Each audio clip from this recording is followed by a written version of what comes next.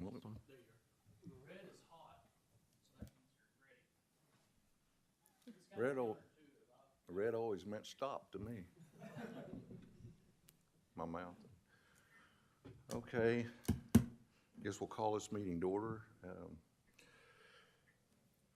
We'll have a roll call of the board meetings. The members, please. Howard Carter. Here. Brad Harden. He's absent. Terry McNaughton. Here. Nathan Prince. Here.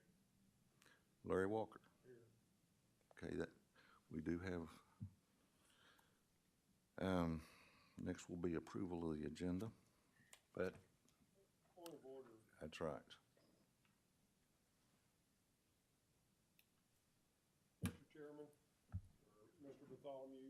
Yes. I move that we would appoint you as chairman of the Washington Water Authority Board. Second. Okay, we have a motion made on the floor. Seconded.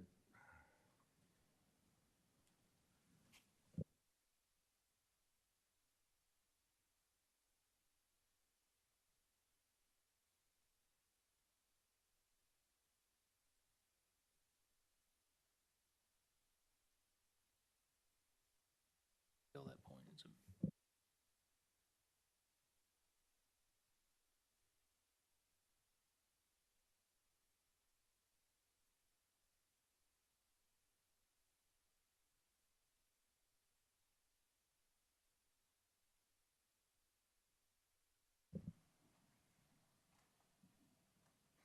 Which one is he?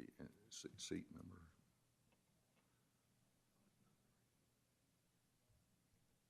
Six, I think. Yep, six. It's on there. No?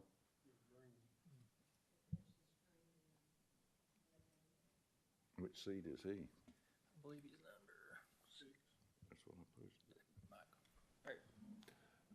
Mr. Bartholomew, I would move that we appoint you, Butch Bartholomew, as the chairman of the Washington Water Authority Board.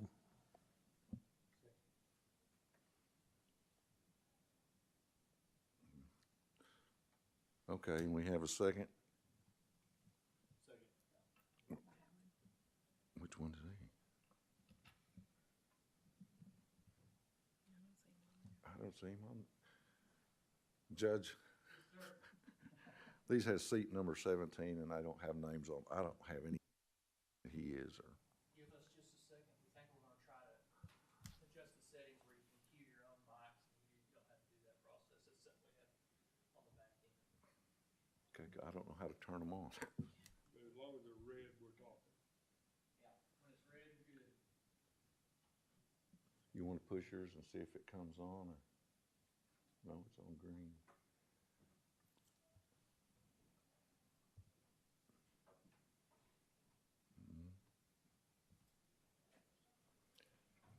There you go.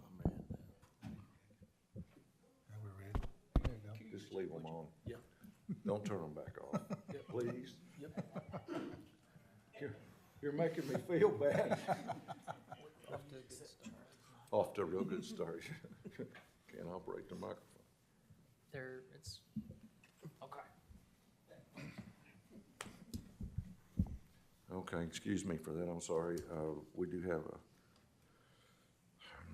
motion on the floor and a second. I ask for the vote. Wish to vote, all in favor, let it be known by saying aye. Aye. Any opposed? Okay, have to show there's none opposed. Motion passed. Okay, we'll call this meeting to order. I will, and I think the next thing that we need to do is the board needs to select a vice chairman. In case of my absence or unavailable to be here, that can conduct the meeting as normal. So you board members need to choose one of you to be that person. I nominate Larry. A second. Okay, we have a nomination for Mr. Walker to be appointed to the vice chairman. Any other additions or discussion concerning this, or anyone else? Okay, everyone in favor, let it be known by saying aye. Aye. Any opposed? Okay, let the record show there's none. Okay, Mr. Vice Chairman. Larry, okay. Okay. Since we've done that, before we approve the agenda, I do want to thank each one of you for being willing to serve as a member of this authority, to devote your time and energy and expertise, and I really appreciate. Some of you I know, some of you I don't, but I will, and it's certainly a pleasure to work with each and one of you, and I thank the county judge and all the other people that was involved in this. And I'd like to say welcome to our visitors there, and some of you I know also, and glad to have you. Okay, the approval of the agenda, you should have a copy of that in front of you. Excuse me just a minute, Chair. Yes, sir. Do we have a treasurer and secretary? We've already got them. We need to appoint him. Well, I'm sorry, no one told me that. So, thank you, Mr. Walker, for bringing.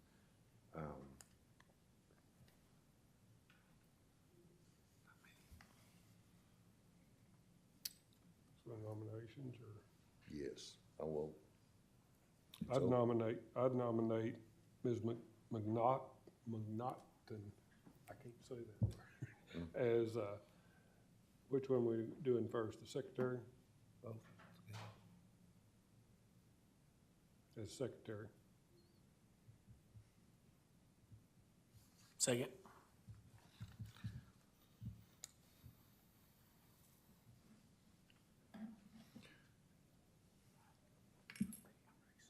Okay, we have a motion and a second. Ms. Terry McNaughton to be Service Secretary of the board.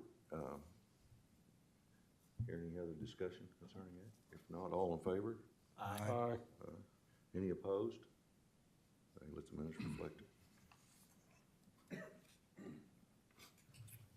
Okay, what was the next one you needed? Treasurer. Okay, floor is open for. I nominate Nathan Prince.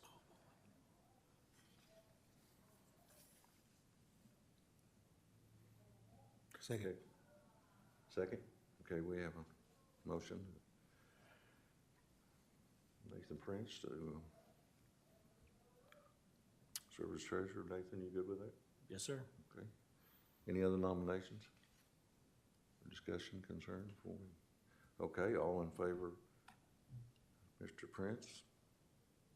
Let me say aye. Aye. Any opposed? Okay, let the minutes reflect it. Okay, you got it. Thank you, Mr. Walker. Okay, now what else before I get into the agenda? Okay, that's all we have to do. Okay, we're gonna. Now we need to approve the agenda. I move that we approve the agenda as printed. Second. Second? Okay, all in favor? Aye. Any opposed? Okay, let the motion, let's show the agenda's been approved. And like I said, I want to thank each one of you for being willing to share and try to make this operation improve, help and grow, and donate your time. I know it's sometimes a thankless thing, but I want to say thank you to each one of you. Okay, customer comments is the first thing on the agenda, and do we have any customer comments?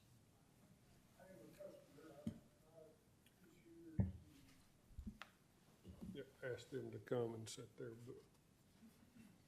I think I maybe got it set up to where you press the arrow at the top.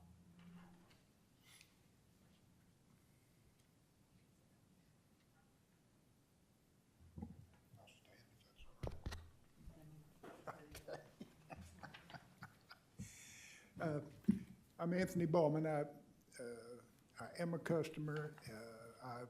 My issue that I've run into over the past couple of months, I bought a property out on Wyola Road a couple of 3 years ago. I checked with the authority at that time about there's a tap on the property. I checked about a second one. I'm told that's not an issue. Came in shortly after Labor Day this year and did the paperwork for that second tap. As I take all the stuff home, work on it, then there's a section there that says only one tap is allowed per parcel, which according to that became effective on August 15th or something like that. I went ahead and filled it out anyway, and took it back to the authority and spoke with Miss Stephanie, I believe.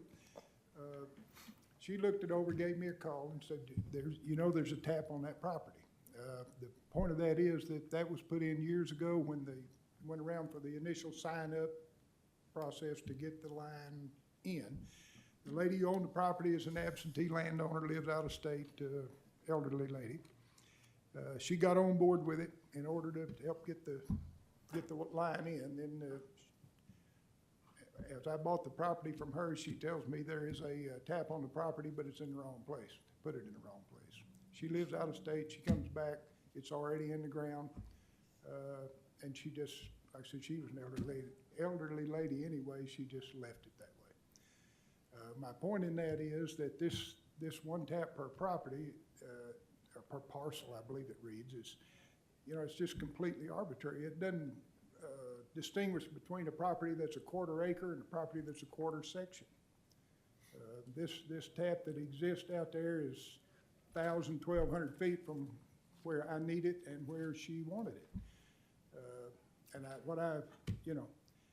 In the immediate concern is either an exception to that rule, or in the greater concern, I urge the board to reconsider that rule completely. There's no rhyme or reason to it. In my opinion, at least, every application ought to be reviewed on an individual basis, based on, is the water available, cost, but not some rule that says you can't have but one tap on a property. And this property is 34, 35 acres, and this tap's 1,000, 1,200 feet from where it should have been.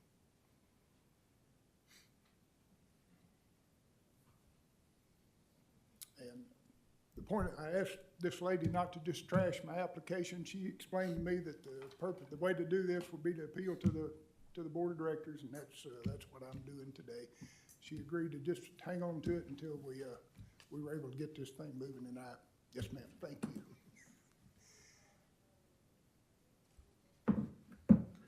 Okay,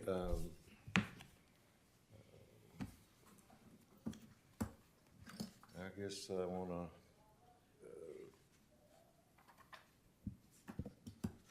Mayor, do you have any comment that you'd like to make at this time?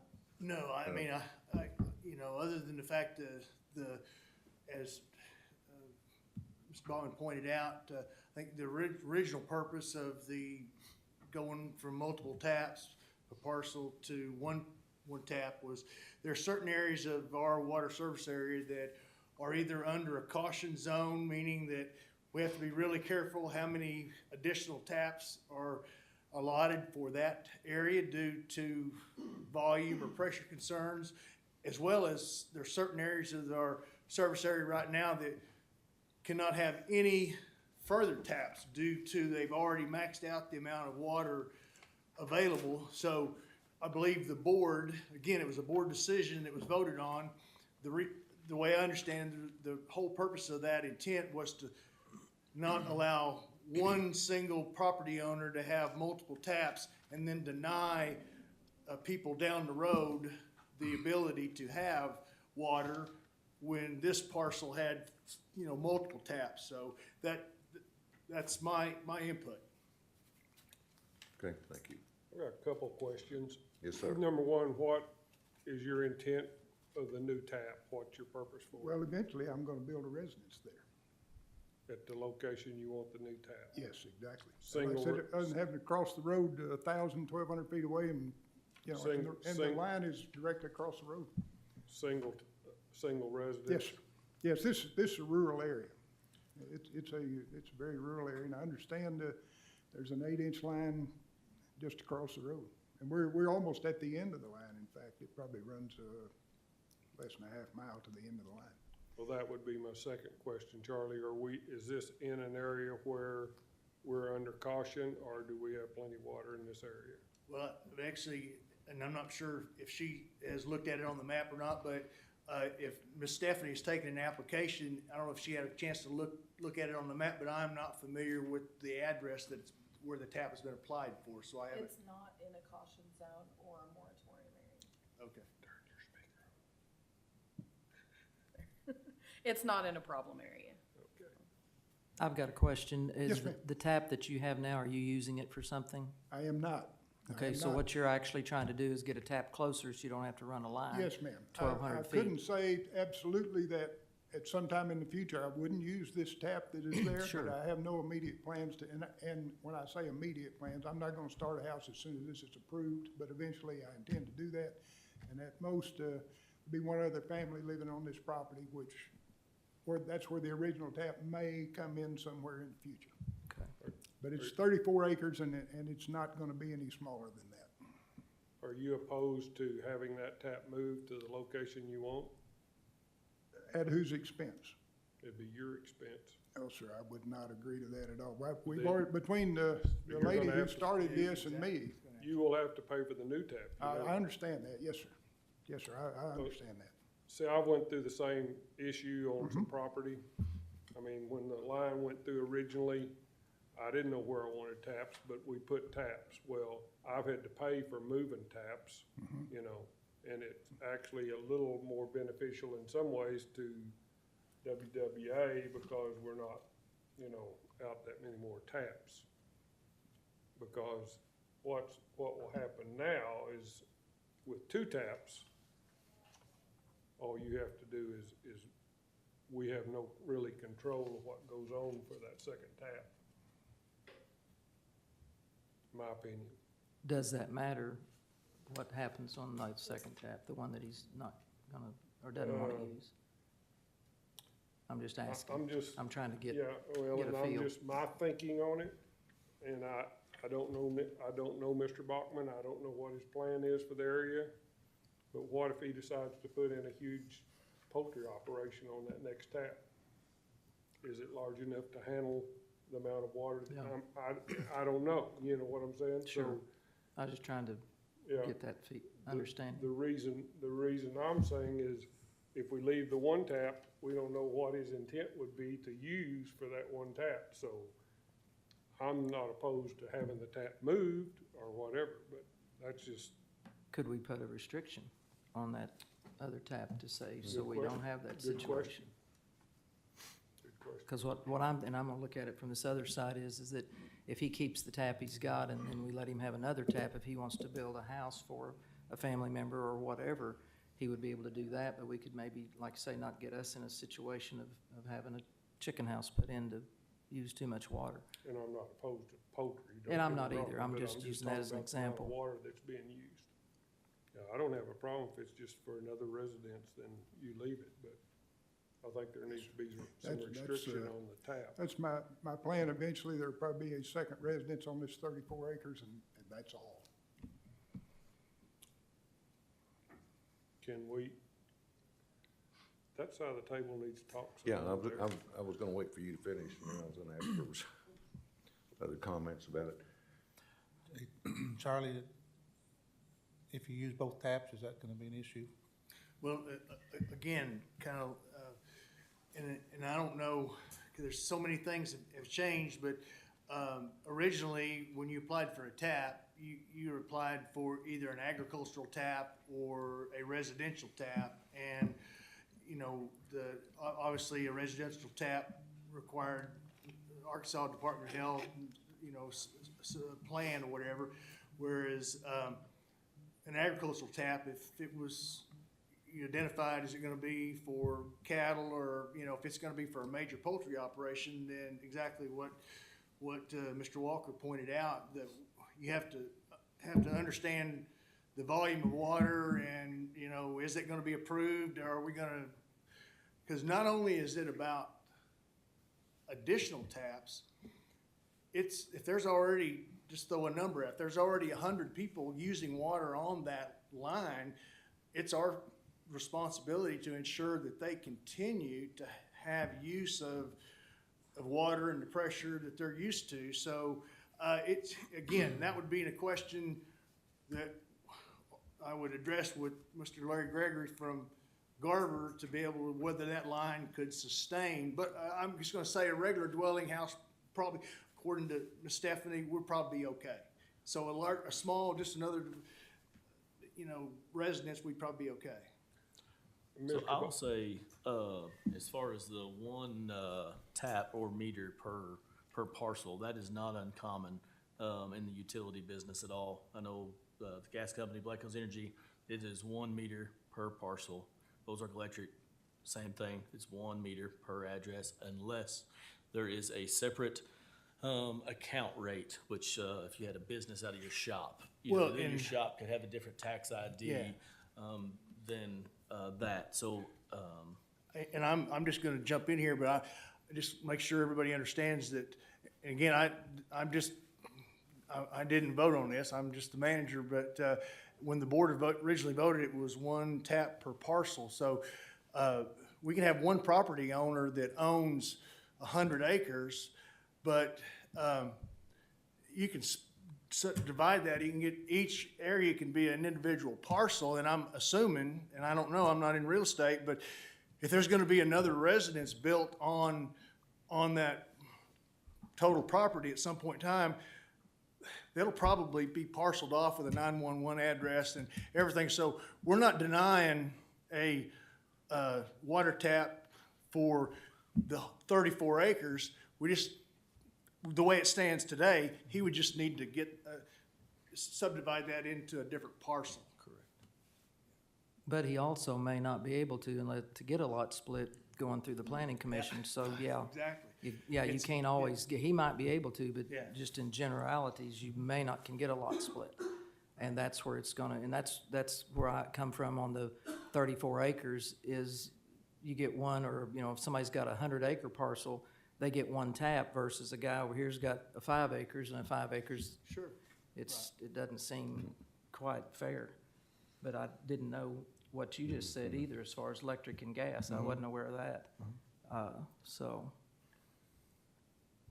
But that always goes back to the subdividing through the planning, because when you get a new address, then that becomes a new partial and you can get a new tap. Or you Correct. can apply for a new tap, let's put it that. Correct. And that's if you can get it approved. Right, I was there. Yeah.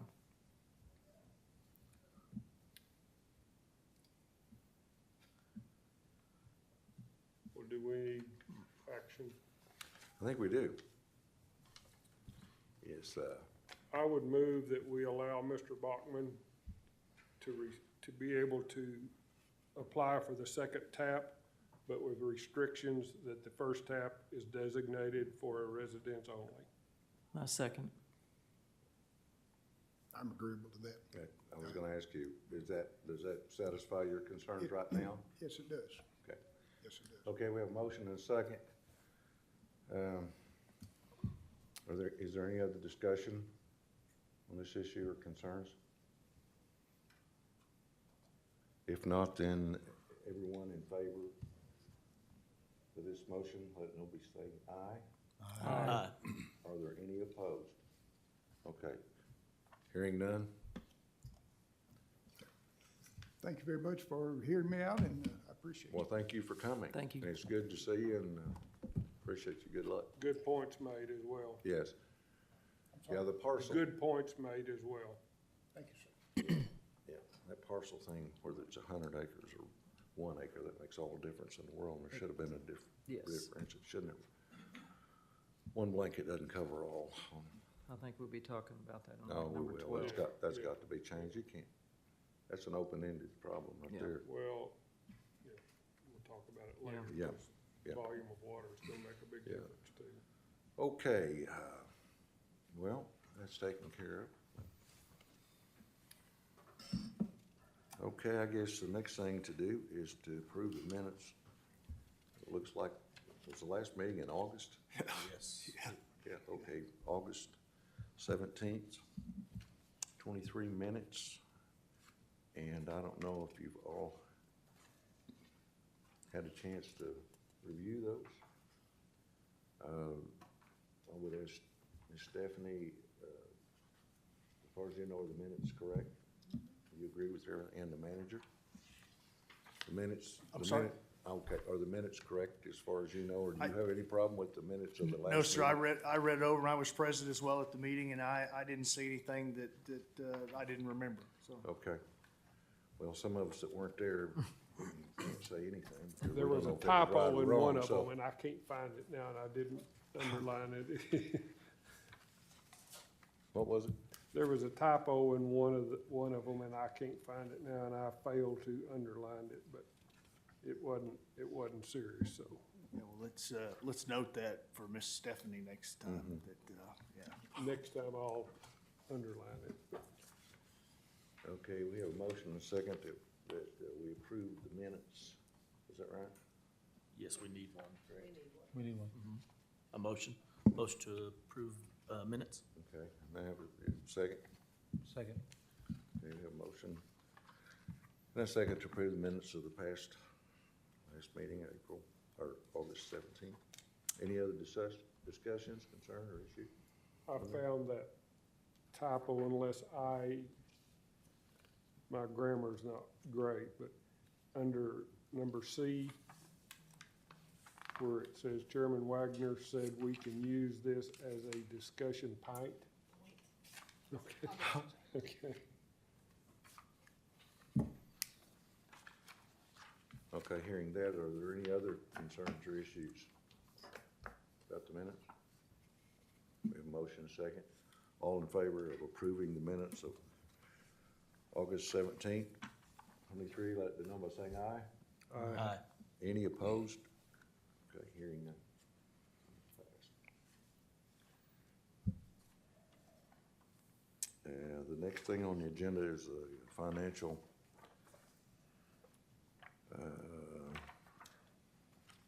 looks like August 31st, last 3 months, is that right? Do you have anything to say about the financial, what is the financial status of the authority? We're in good shape. Okay, Yes, sir. And I think at some point in time, in this meeting, we'll, on the agenda is an opportunity, Act 605 enacted in 2021 required water authorities to, every 5 years, have a rate study completed, and we had that rate study completed sometime during the summer of this year, and it's on the agenda for discussion. So there's a great deal of information there as far as the financial stability and the future of Washington Water. So. okay.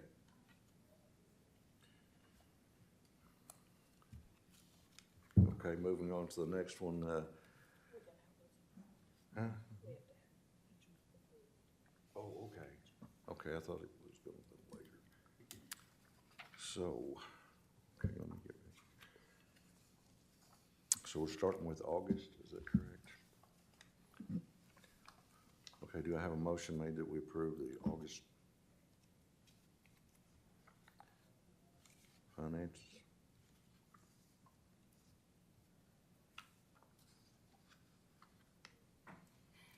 You need one for each one separately? Let's do them all three together unless there's a Can, question. just to kind of bring me up to speed as far as sales. I mean, is this a typical, Stephanie, is this kind of typical through the past years? I mean, I see that September sales is $60,000 more than August, and it's What's that? September sales were for water that was used in August, Okay, okay, and so August sales was July? July. Yes, it's a month behind. Okay. Okay, that makes more sense then because the hotter the month, but the sales was up quite a bit from 22 to 23 as well. Yeah, we've added a lot more customers too.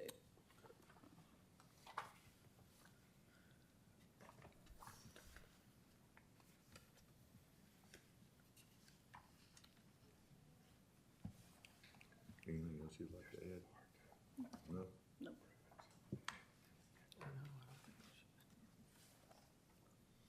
Okay, do I have a motion to approve it for August financial? Were there some of you guys on the board during that time period? I feel more comfortable if you guys do it versus I too, don't 'cause even I'm not know familiar. what I'm approving. Yeah, I'll motion to approve. Would you want to do 1 month at a time, or you want to do? August, September, October. All three. Let's just do them all three. Okay. If there's not a problem with that. Motion to approve August, September, and October's financials. Second. Okay, we have a motion and a second. Any other questions or concerns? If not, all in favor, let me know by saying aye. Aye. Aye.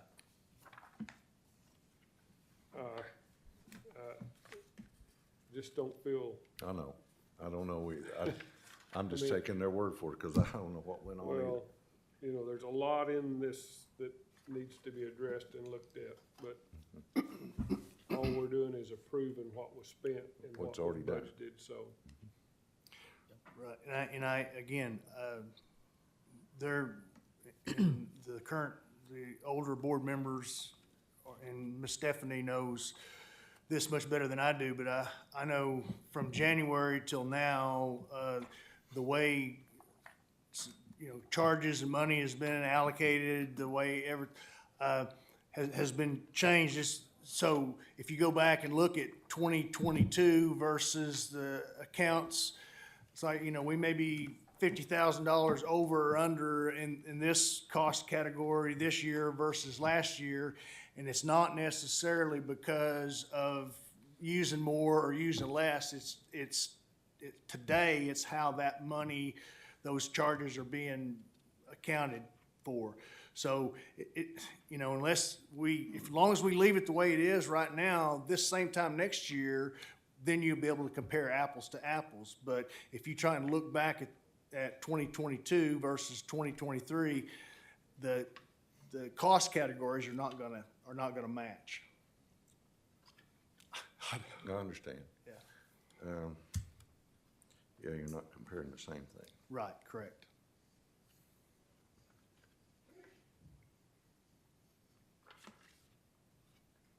Mr. Walker, did that answer your question? Well, I mean, I know it, is, like I said, all we're doing is approving what's been spent and what's there, so.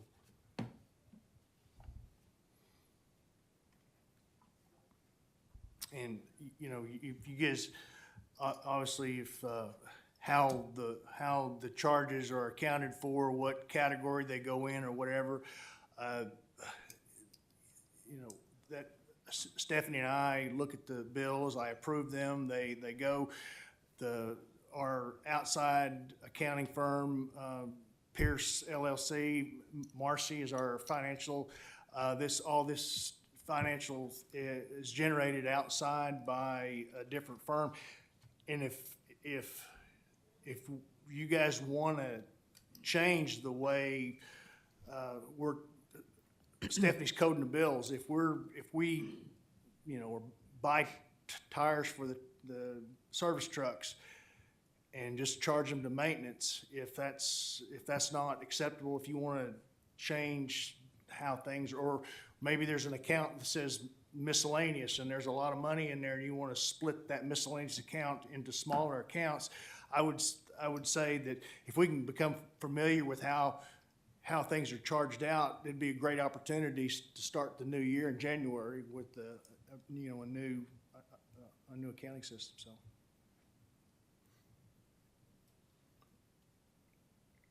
any other questions or concerns?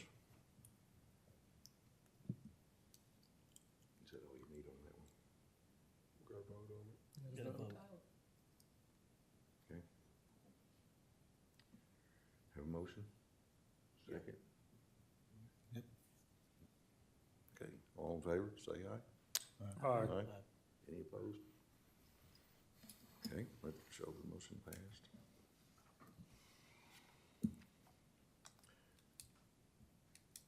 Okay, the next thing on the agenda was, it says necessary company changes, bank signature cards and QuickBooks Administrator.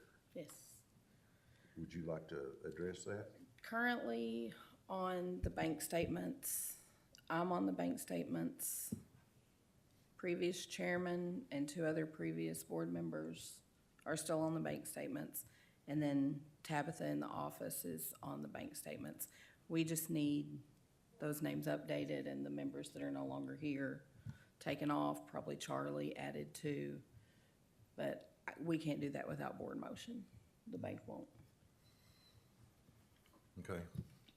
I hope you all understood that, but we need to. Need to remove and we need to add. We need to update the signature cards. Do you need a separate motion to remove the existing ones? We take can them off? have one motion to remove and then add. And so who do we want to add? How many do you want to add? There needs to be 4 people on there. So you got you and Tabitha, add Probably Charlie. Charlie and then the treasurer. There we go. Perfect. Or and the chairman. The chairman is usually on there as well. Fine. Okay, you wanna make a motion that we do that? Yeah. Okay, that'd be good. I have a motion to remove, old board members, past, board members off of signature cards and add Charlie and myself, Nathan Prince, to signature card and, Mr. Bartholomew. My second. Any other discussion? Is that what you need? That's it. And then the Okay, QuickBooks Administrator, Mick Wagner is still listed as the QuickBooks Administrator, and they will not let me change that without board motion. okay, board, we need to have somebody, We need to vote. We need to vote on the one. replace. we need to vote on this. Vote on this Vote one on on the the signature table. card first, right? Let's vote on the Yes. one on the table. All in favor? Aye. Aye. Okay, any opposed? Okay, show that that's approved in the minute. Stephanie, do you think you need to be the QuickBooks Administrator? I would think so. Yeah. I suppose, yeah. Unless Absolutely. Charlie wants to Yeah, be. no. Is that, I move You that know, Okay with that's you? great. That's great for me, because yes, Stephanie's a vital part. She takes care of all. The more I can push on her, the more. I understand, I move that we put Stephanie as the QuickBooks Administrator And remove. and remove Mick Wagner. You second, Nick? My second. Okay, we have a motion and a second. All in favor, let me know by saying aye. Aye. Any opposed? Okay, let it show. Motion passes.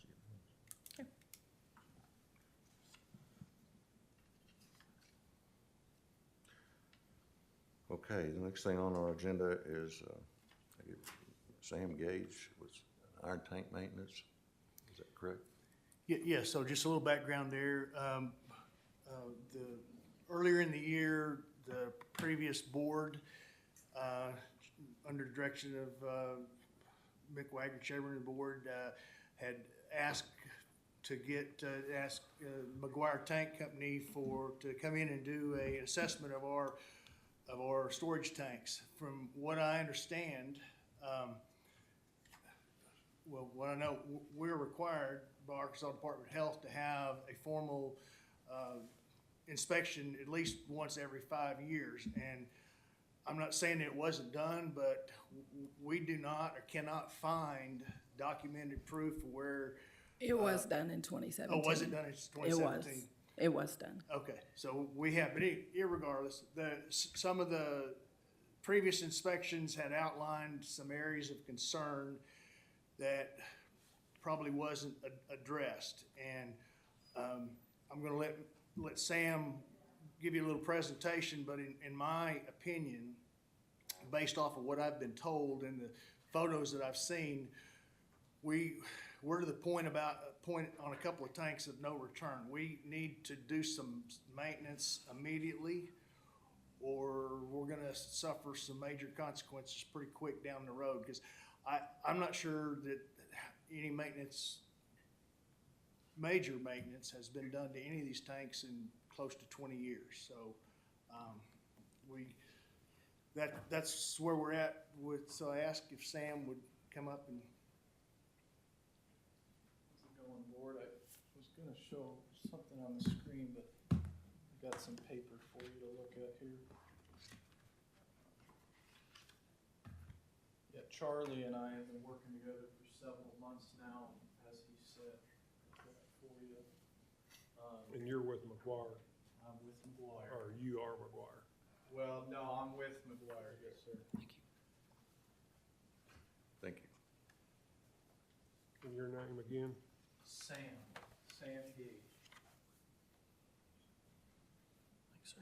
Look at my agenda, there. So you've got 14 water storage tanks. And, I believe some of them have been maintained. I'm not sure the exact amount, but there are multiple in need of help over the next several years. The previous board and I came up with a 10-year plan. We're not focused on the whole pie right now. We're just focused on a couple tanks. The good news is these are some of your, if not your small, I believe these are actually your smallest tanks, making them the least expensive to maintenance. So that is the good news here.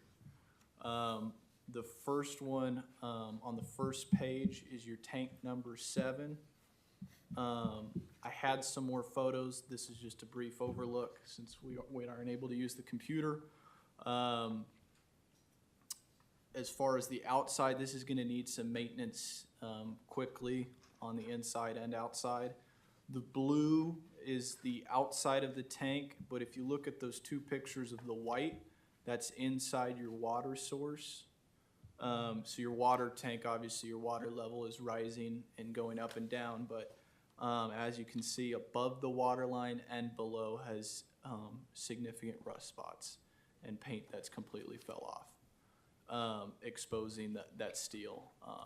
So there's that one is one we're looking at, and there are other recommendations. I don't have pictures of everything. If you go, well, we'll review that in a second. If you flip to the second page, I'd say your other tank in need of immediate maintenance is your tank number 8, which is your Strickler Road tank.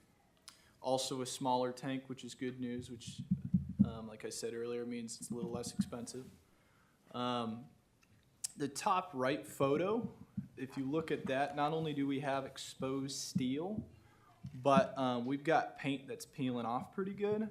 When we start seeing that, that's obviously the steel's something of concern, but when we start seeing peeling paint like that, we want to do preventative maintenance. There's 2 types of ways to paint a water tower. We can either water jet and overcoat, or we can blast entirely off down to bare steel and then recoat it that way. The second option is much, much more expensive than the first. And so this tank is at a point, not only do we have a lot of exposed steel, as you can see, but we're at a point where we should overcoat this quickly, or you're gonna have to blast the entire thing. It's gonna cost significantly more than an overcoat. You look down at the pictures that are 3 rows down, that's your vent on top. That has direct access to your water storage on top there. The lid has come off. Now, I put it back on there, but there is nothing holding that there, so I can't guarantee that's still up there. Hopefully it is. It does weigh pretty, I mean, it's probably 30 pounds, that lid right there. But with a strong storm, there's no guarantee that's still up there. And that's about 12 inches in diameter, meaning you got a significant area where, well, one of our recommendations is replace that vent. It's no good anymore. It's rusted completely. So the inside does have rust on that one as well. Not as concerning. If we're able to monitor this tank, we believe we can get another 4 years out of that coating, which is good. As far as that number 7, though, we're recommending painting the inside and out immediately. And number 8, we're recommending painting the outside immediately. And then the inside, we feel like we can get a little more life out of. But you're coming up pretty quickly on that one as well. If you go to page 3, recommendations. So not only do we have some maintenance as far as the actual tank, there are, that sanitary concern we looked at with the vent on top not being attached properly, being rusted through. There are a couple other sanitary complaints I know the states would like to see resolved. Thankfully, these aren't super expensive fixes. Your overflow pipes on, I believe, both of them discharge into the ground. The state no longer accepts that as proper routing for overflow pipes. Thankfully, this is not super expensive. We'll just cut the pipe off 18 to 24 inches above the ground, and we'll cap it with a flapper gate and a proper screen that the state's compliant with. And then you're supposed to have what's called a splash pad, which is essentially a concrete pad for the water to spill out on. That's something that Charlie will be able to do with his team. So just pouring a little bit of concrete. But that goes for both tanks as far as getting state compliancy with some of the sanitation stuff, and then maintenance is what we're looking on both those tanks.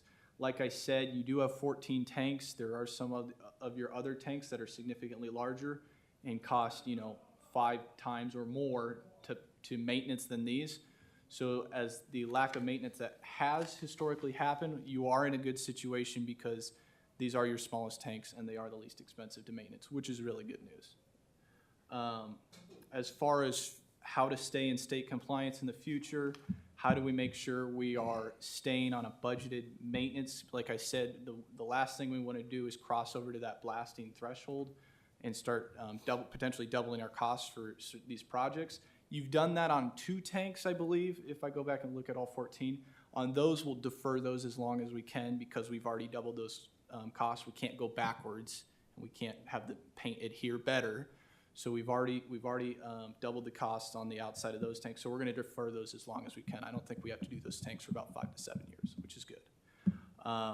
But to make sure we're doing budgeted maintenance in the future, I've got a little thing from the Arkansas Code here that they discuss when it comes to water tanks. I'll read that real quick. This is from Rules and Regulations Pertaining to Public Water Systems, Act 96 and Act 8.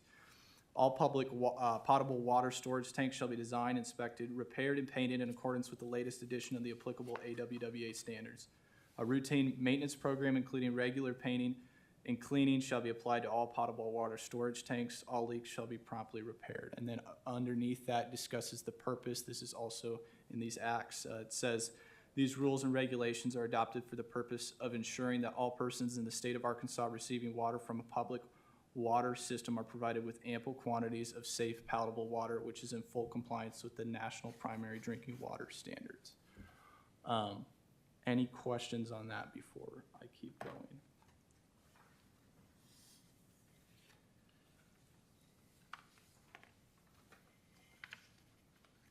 Thoughts, Charlie?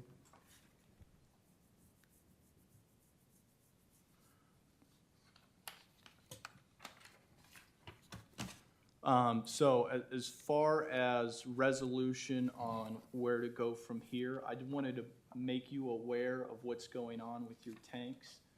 I did inspection reports and personally climbed every single tank. Like I said, these are the 2 that we're looking at first to be working on. And our company will be able to help you out with that as far as costs. We can spread out some costs. If we're monitoring these tanks, well, that actually can help spread that cost for you, kind of spread the work out. Because some of these tanks, again, like I said, these are your smaller tanks, but some of your bigger tanks, you have a 1 million gallon tank. When it comes time to do that, that's going to be very, very expensive. And so making sure to monitor so you can budget properly, I think is really, really important. Obviously goes along with the state code. But yeah, any other questions? So is your company, they will do the work that you're talking about? Sure, yep, we do have, yeah. Have we solicited bids from him, or where are we at in that process? And then following that up, not knowing anything about the budget and everything, do we have money in our budgets for tank maintenance? The budget that will be discussed today at today's board meeting is a proposed budget that has been put together, and yes, there is $200,000 for tank maintenance and repair that has been included in this budget. So if this budget is approved as is, there will be money in the tank now.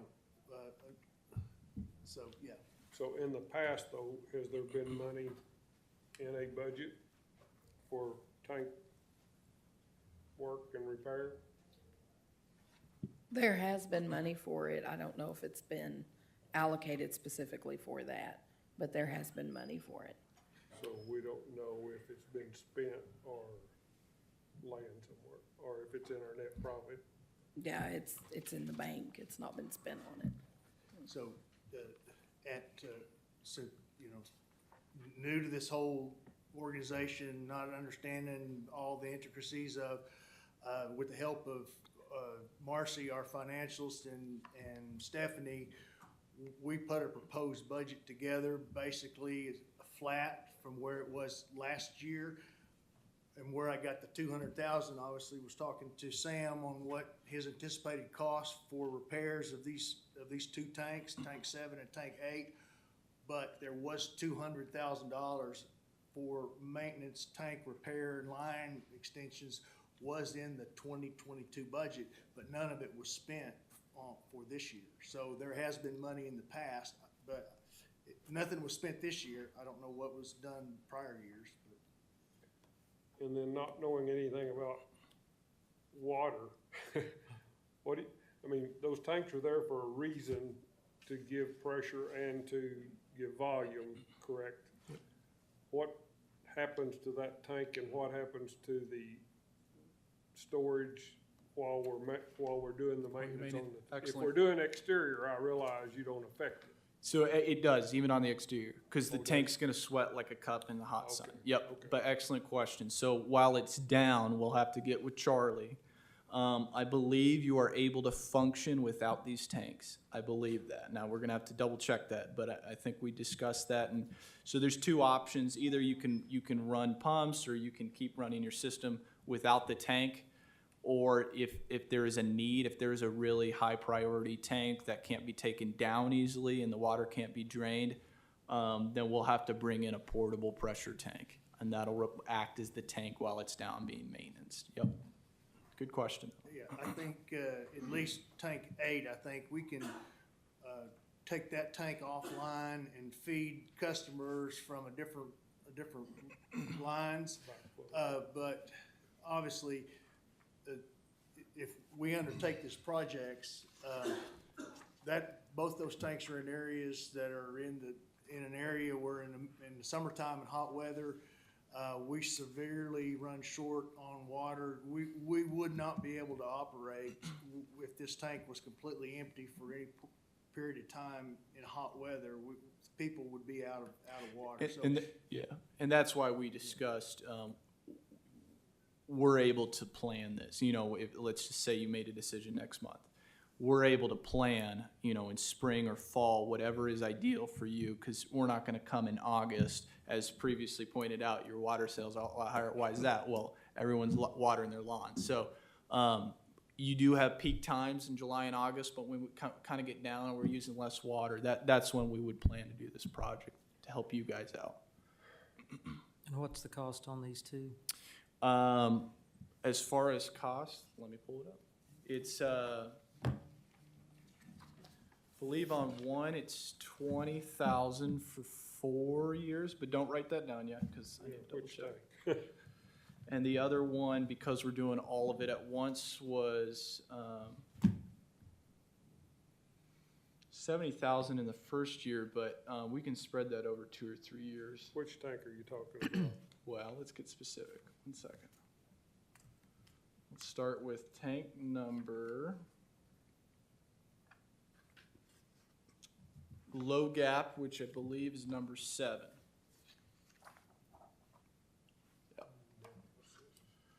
For that, we're doing all the maintenance at once. You're looking at 72,150. That can be spread over 2 or 3 years if that helps you out a little better. That number does not change though. And that's the low gap. Yes. And then, as far as the Strickler, I'm gonna have to do some math here.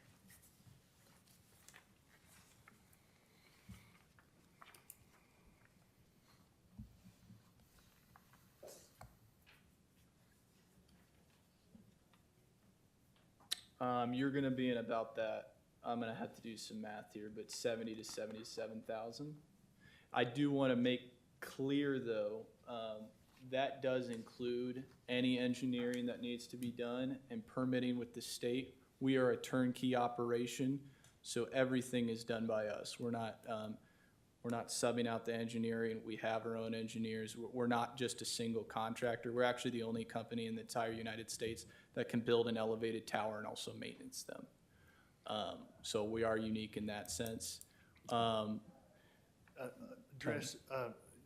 Explain to the board the way you, as far as getting additional, I have not reached out to get any additional quotes versus the 77,000 or whatever quoted.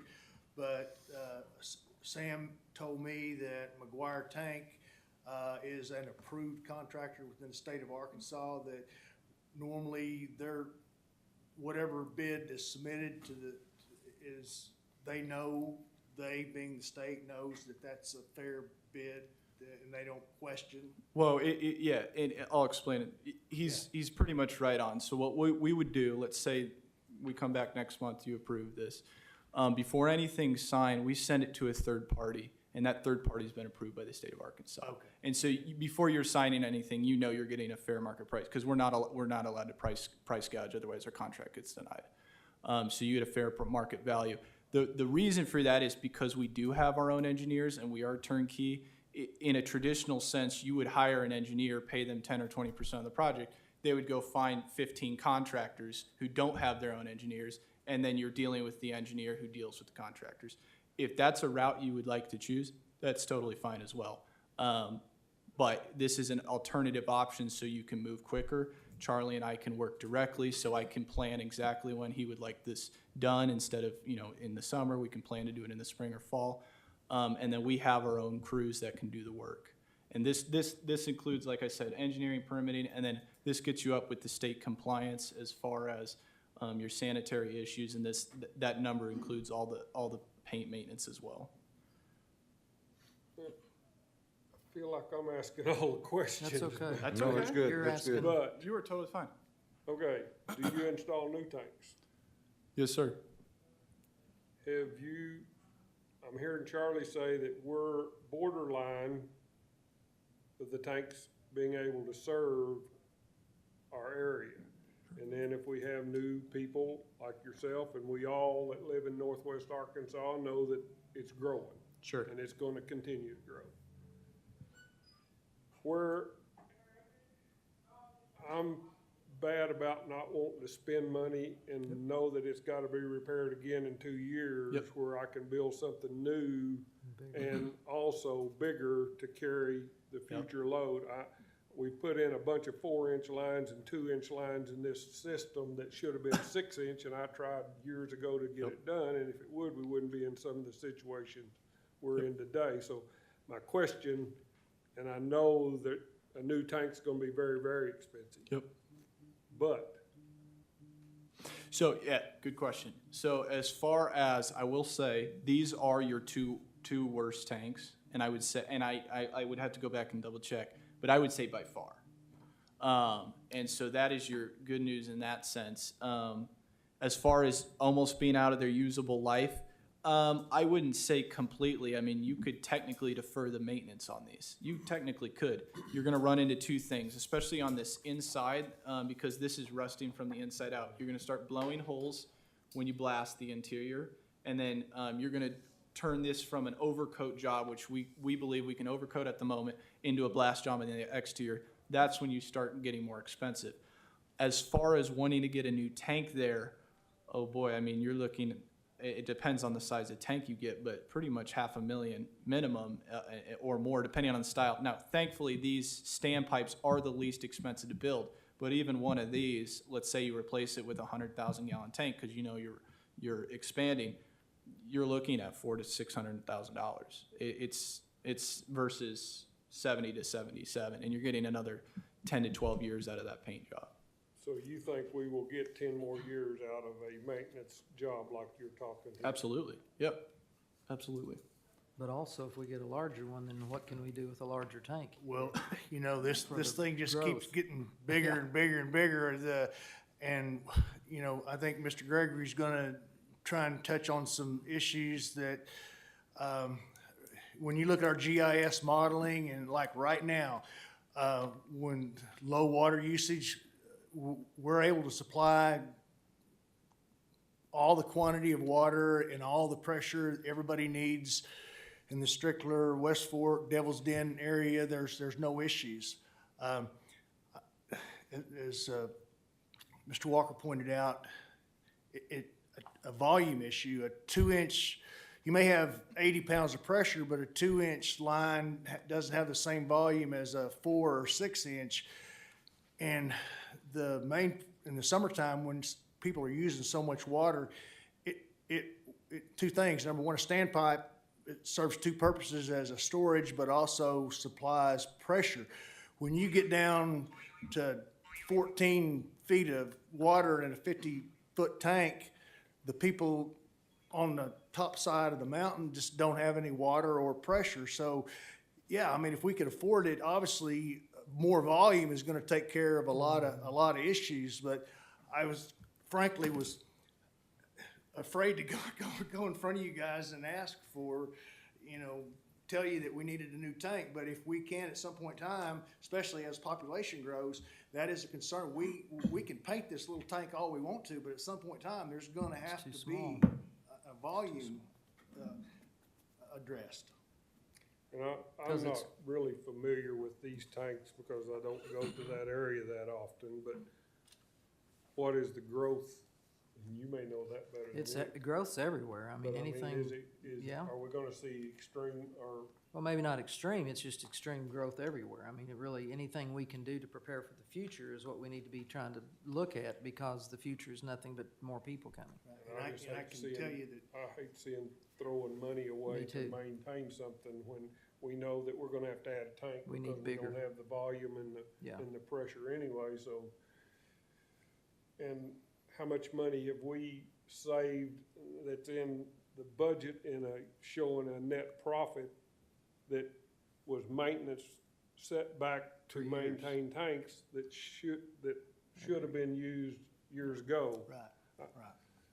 I'm gonna shut up now. I agree. Is it, what can a new tank do for us in these areas and for growth?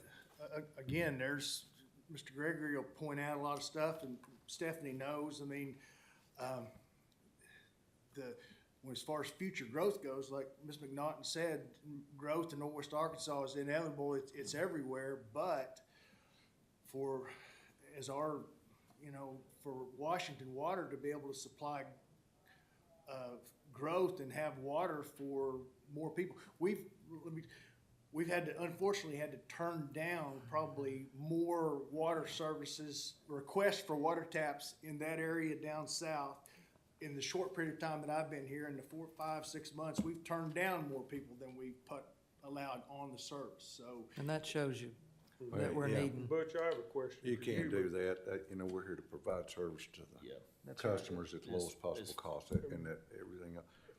I have a question for you, Yes, sir. Butch, because in the past, we have visited in the past about, is there grants or is there monies that we can apply for to help us with the upgrade of this? Yeah, I would say to preface anything, for per grant or in general, you have about a 1 in 10 shot at getting it because everybody else is going for it. For a new tank, that'd be your best shot. If you can prove that you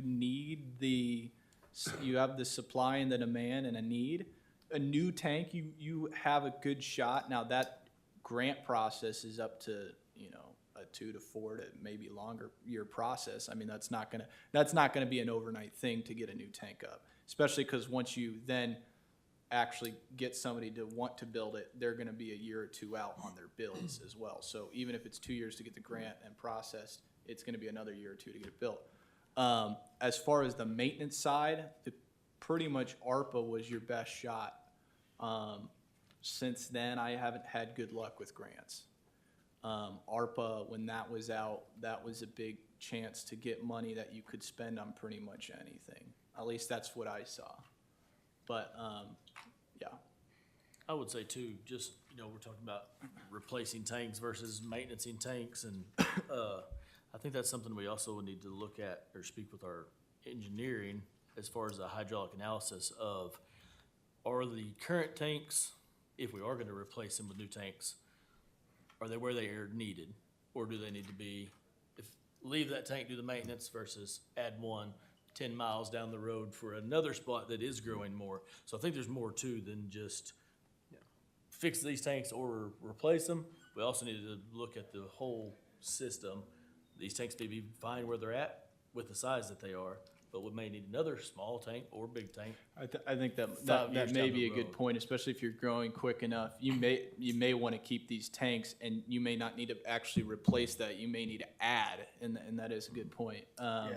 The other thing I would say is, and this is a good question because these are smaller tanks, is are these your number one areas where you do need a new tank? These may actually need to be maintenance now, and you may need new tanks somewhere else. Now, I don't remember where these were. I think they are down in south. They're south. They Yeah, are. yeah. But you looked at every tank, you said you were in every tank. What did those others look like as far as an overview of the other 12? As far as the other 12, you do have several that look good. Those won't need to be maintenance for a while.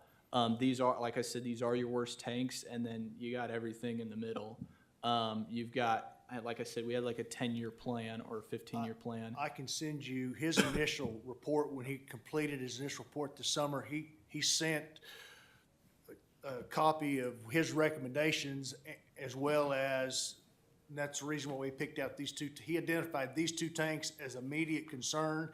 Then he also listed out 2 or 3 more tanks that we needed to address within a 2 to 3 year period, and then tanks that need, so I can send that to you. I have that. Yeah, So perfect. Sam's laid out, if we agree to a maintenance program or whatever, we've already identified the tanks that need to be addressed next year as well as the tanks the following year and in that order. I've got a question for Stephanie. Do we have a metric on how many taps we turn down in like these 2 areas? I don't know if it's those areas specifically, but We probably need to, probably in the last 6 months, 3 to 4 3 to 4 taps. taps. Okay. Yeah.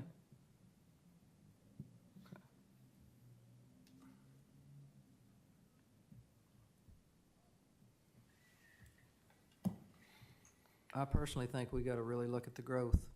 We gotta look at the growth, because if it's 2 years to get a grant or whatever, and another year to get one built, I mean, we're behind.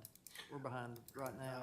And I agree. I mean, listening to Sam, which that was part of the conversation we hadn't had, but if it's a 4-year, possibly a 4-year process, I don't think if you look at the condition of the inside of that tank with paint peeling off, that's the water that customers are drinking right now. I personally don't feel good about, even though all of our samples are good, but I feel like we need to maintenance these tanks as soon as we can, and to get them up to snuff, and then we can be deciding where we want to put a new tank, or if we want to replace that smaller tank or whatever, but I don't feel like we've got to do something. We can't sit here for the next 4 years and not do anything. I agree. I agree. Well, you guys tell me, how about you take this, and I can come back next month and you can tell me what you're thinking. I mean, have those discussions of maintaining this tank now. Maybe discuss with your engineer. That's something we can help you out as far as water usage, but discuss with your engineer about water usage and maybe think on that for a month, and then you guys can make a decision on whether you want to proceed with these now or whether you want to wait. Does that sound good? But Sam, you're telling us it's gonna take a while, and really winter would be the best time to do the maintenance on this. Fall or spring, yeah. I think, I mean, I'm for looking at, like Nathan said, new places that we may need the tanks worse. Later. But I think we need to be addressing and looking at new tanks eventually, but I don't see that we have any choice but to maintain these tanks, and I think we need to move forward with it if we have the finances. I agree.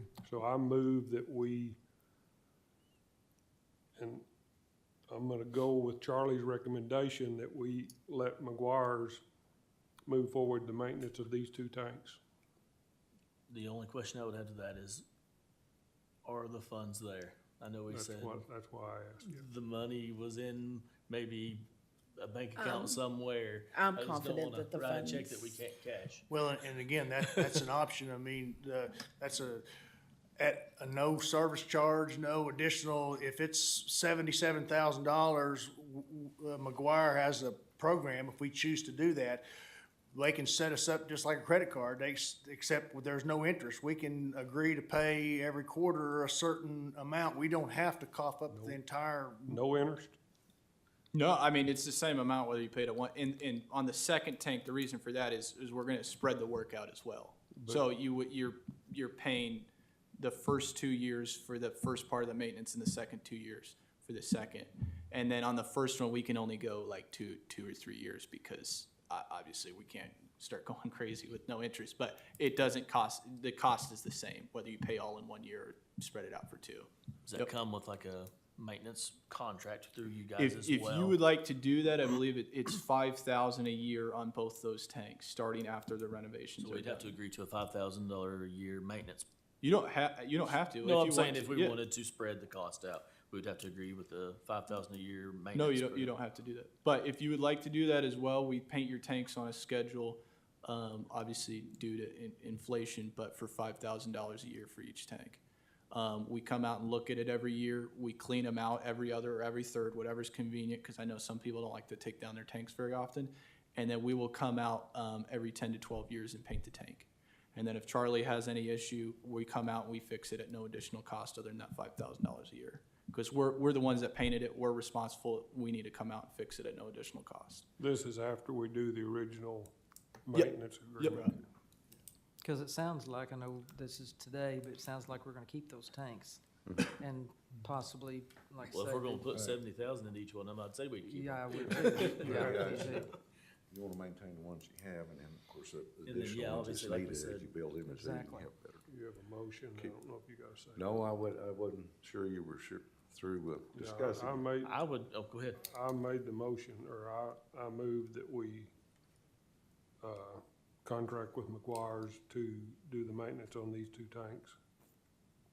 Second. Just to pause, does that include the maintenance program or not? And that does not matter to me. That is up to you guys. Like I said, it's $5,000 a year set to inflation. I think it's cheap. I do too.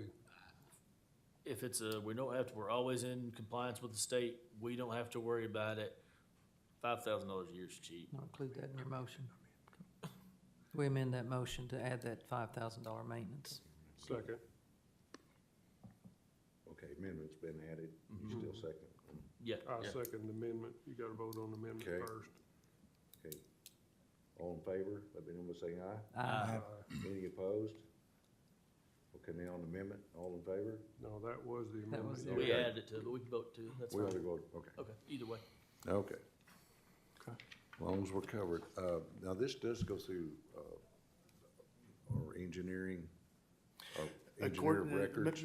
Sam, so all the engineering required to be able to accomplish this and get it all approved by the state, everything is took care of within that price? Under what you just approved. Yep. And then what I'll do is I'll be in contact with you after we get approval of our contracts Yes, for you to I'm sign. aware of all that. I just wanted, my question, I wasn't very clear, but our engineer of record for the authority Oh, Garber, Larry, is a question I was asking. Are they involved with this? And, They can be if they would like. well, yeah, we need, if they're gonna be the engineer of record and responsible to us on other actions, then they need to be Okay, I can at work with, least made aware and yep, I'll work with it. approve this to secure the board and Yes. Well, are we double paying for engineering though? No, there is no, No, this didn't is mean- quite common for engineers of a city or a board to advise, but I mean, if he, Yeah. assuming he's back there, if he's comfortable, I That's can right. just discuss it with him. It's not like, we have our own engineers, we're gonna be doing all the work. Mm-hmm. If he would like to give some input, that's fine, but no, we're not, there'd be no double yeah, charge. Mr. Walker, he's just our safeguard that looks Yep. out for the authority. And we've been caught with our pants down in statewide regulations, and I've been Mississippi and Yep, Louisiana also have been involved with, and that's why I'm asking these questions. absolutely. Because No. I've seen the bad side of it when they weren't involved. He's on a retainer anyway, so. Any other questions? All And right, guys. you'll get us that report so we can see the whole 14. Absolutely, I can forward that to you guys, yes, absolutely. Yeah, because we need to go deeper Yes, and when talk you got- about a get deep. 5 or 10-year maintenance plan, which that's also And where to put a new tank. where to put a new tank, which we'll work with Gardner on that and Perfect. prepare ourselves for the future. Appreciate you guys. Thank you, Sam. We'll Thank be in you. touch. We'll be in touch soon, okay? Yes, sir. So thank you. Have a nice day. Okay, any other comments concerning that? Okay, and next will be the engineer's report. Sir, welcome. Hello. I am Larry Gregory with Garver. We've been the authority's main engineer for the last 6-8 months. A couple of you know me, but the rest of you are new, so welcome to the board. First of all, I want to second what Sam was talking about. And Mr. Walker, you said it very well, is that if tanks need the maintenance, you got to do it now, and then look at additional tanks. So I think you all made the right decision with that. And I'm going to get a little bit out of order here from what I was going to say, just because it goes right in line with this. You should have in your packets a work order number 3, which is for updating and evaluating your existing system water model. Let y'all find it first.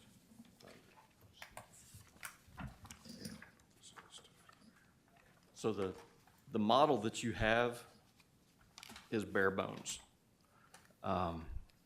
It was designed basically just to show where the lines were. It doesn't have any special information for certain zones. The way it appears is that every single user was given the same flow rate, which you're not going to have that. What we're proposing to do, this is something that came from Mr. Wagner. He asked us to do this. But we would go in and get the billing data.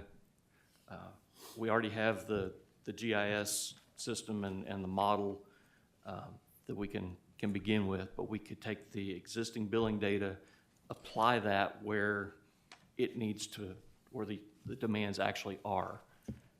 And then you'll see where the improvements need to be. The main concern right now, you've got moratorium zones and caution zones, but nobody can justify or quantify the reason for that.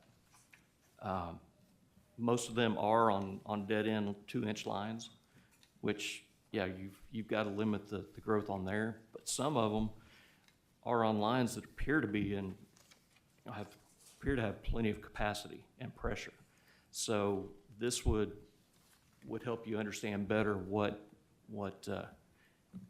is there, what's needed, what's not needed.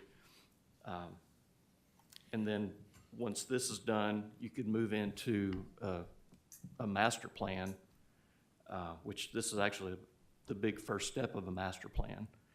And that's when we would, we or whatever engineer would determine what additional tanks are needed, if any, or what, you know, where you need to put a 12-inch line or an 8-inch line and all. So that's what this this work order is for the first step of that. I was talking with Charlie yesterday, and we do have a fee of $73,300 for this. I know that's a big chunk to bite off on your first board meeting. What we can do is get started, basically take tasks 1 through 3, which is getting the historical data and updating the model based on that data. That would be a huge first step, and that would be roughly $32,000. Then in the spring, we could move into tasks 4 and 5. You generally don't want to do the pressure logging on the lines until summer anyway, because that's when the high usage is. You know, checking how much usage there is right now is not going to do you any good. But you know, you can look and see what we've done so far, see if you want to proceed with that, and you know, in 3, 4, 5 months, make that decision. So, and then that would be right in line with what Sam was talking about as far as seeing what you need. So, I don't know that any decision needs to be made at this point on this, but be happy to answer any questions. Would you review again, just for for number 1, 2, and 3, what that would give us, the task? 1, 2, and 3 would, of course I forgot my glasses. That's okay. So, excuse me here. So what we would do is we would get the historical billing data and other data that you have, and apply that to the model. Where we've got data points for each user. We can apply the volume they use each month to each meter you have. And then task 3 would be updating the model. You have lines out there that aren't in the model yet. You have... Excuse me just one. Yes, sir. New to the water board. Sure. Everybody else probably knows what you're talking about when you say model. Okay. Explain to me what model means. That's an excellent question. I'm sorry. No, it's fine. I think I know, but I won't. A model is...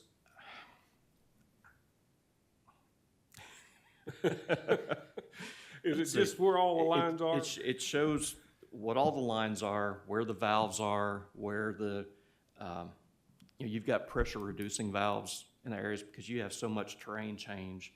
You'll have an area with, you know, 200 PSI on a line, and you go a quarter mile and that same line has 50. So, you know, the model will show you that. Right now, all the model is showing is what's called the static pressure on the line, which is based on the tank level and the pipe level, where you get 1 PSI per 28 inches of water. Isn't that right? Something like that, if my math is right. So, you know, it's telling you what's there now, but it doesn't tell you what happens when somebody turns on a hose to try to fill a cistern. Or if we have a water break. Right, right. Yeah, it does not take into account any leaks that y'all have, which, not being on the board before, y'all know you've got severe leaks in the system, apparently. You've got severe losses. So this would take into account that. Y'all are putting in district meters, and that the intent of those is to isolate the areas with those leaks. That would be added to our model to show that if all the water's going to one subdivision and other areas are low in pressure, you can see, you know, okay, are there 100 houses in there, or is there line break? That type of thing. Does that answer? Yeah. Okay. I thought that's what it was, but I just, No, it's needed to understand it. So, but that's what, we propose to do. And, you know, So just to kind of piggyback on what, whenever a customer, potential customer, either comes in the office or applies online, the 911 address, we plug that in our system model to determine where on the system that address is located. And as Larry pointed out, the previous engineers, or who, however it was done, there is an existing GIS map with lines that have been identified as either, you know, no more taps on this line, or caution, you know, you can only add a few more, whatever. So right now, the decisions on who gets water and who don't is made off of that map. And that's just for me, I gotta say, it's like a 1956 automobile versus a 2023. There's a lot of things changed, and I'm not saying that the previous engineers that developed that initial GIS, there's anything wrong with it. It's just that it's not as comprehensive as it needs to be, and I hate to deny somebody water based off of a map that's Old. exactly. Yeah. Right. 56 was a good year, though. Well, and that goes along with what I was saying. Some of your moratorium zones are dead-end 2-inch lines, but some you've got 4, 6, 8-inch line with high pressure on it. They're a Why would moratorium. that be Yeah. a moratorium zone? And that's one of my concerns. We even talk about the tanks and the deterioration of the tanks. I mean, I've got a 12-inch line that runs across me, and I don't know how many leaks we've already fixed on it. I'm concerned about the quality of our lines out there and how long. I mean, we're fixing to be spending a bunch of money, probably correcting a bunch of lines, and knowing you increase pressure on a bad line, you're just increasing the chances of leaks quicker. Is that not true? Yes. Typically, yes. So, But this work right here also, like I was talking earlier, to do your hydraulic analysis of the whole system to see where new tanks or anything with this work would have to be done right. prior. Right. To truly get it. Yeah, if to you were, glance at our system. you need to have a master plan Yes. that would develop a capital improvements plan as part of it. And so this would be the first step. We're not proposing to do that at this point, but we are proposing, based on what we were asked to do by the previous board, to take this first step. So that's. Yeah, sound like it should have already been done. Yeah. Should have been. Any questions? From the I board? mean, I don't know where we're at with approving. Our well, budget. you know, again, this, And we're making a lot of decisions, and we don't know where the money. well, that's what I was gonna say. We as a If, new board don't know where the money's gonna come from. this particular deal is not something, I mean, I think, you know, when we get to budgets or we get to some other things, maybe something we need to probably make a decision pretty quick, but this is not something that, we just make you aware of it and plenty of time for discussion. Either be questions, Mr. Garver, ask Larry. We don't have to decide today, this is what we're gonna do, but I just wanted to lay out the purpose of this whole GIS mapping and why it was necessary and what benefit it's gonna be. And again, this is not critical. It's not, has to be done today. So, But you know what I see? what's that? I see a tank rusting. Exactly. And we're going backwards quicker than we're going forwards the longer we put off some of this stuff. I mean, there again, how do we pay for it? You know, but if we don't get moving on some of it, Right. somebody's gonna be without Well, water. just like Ms.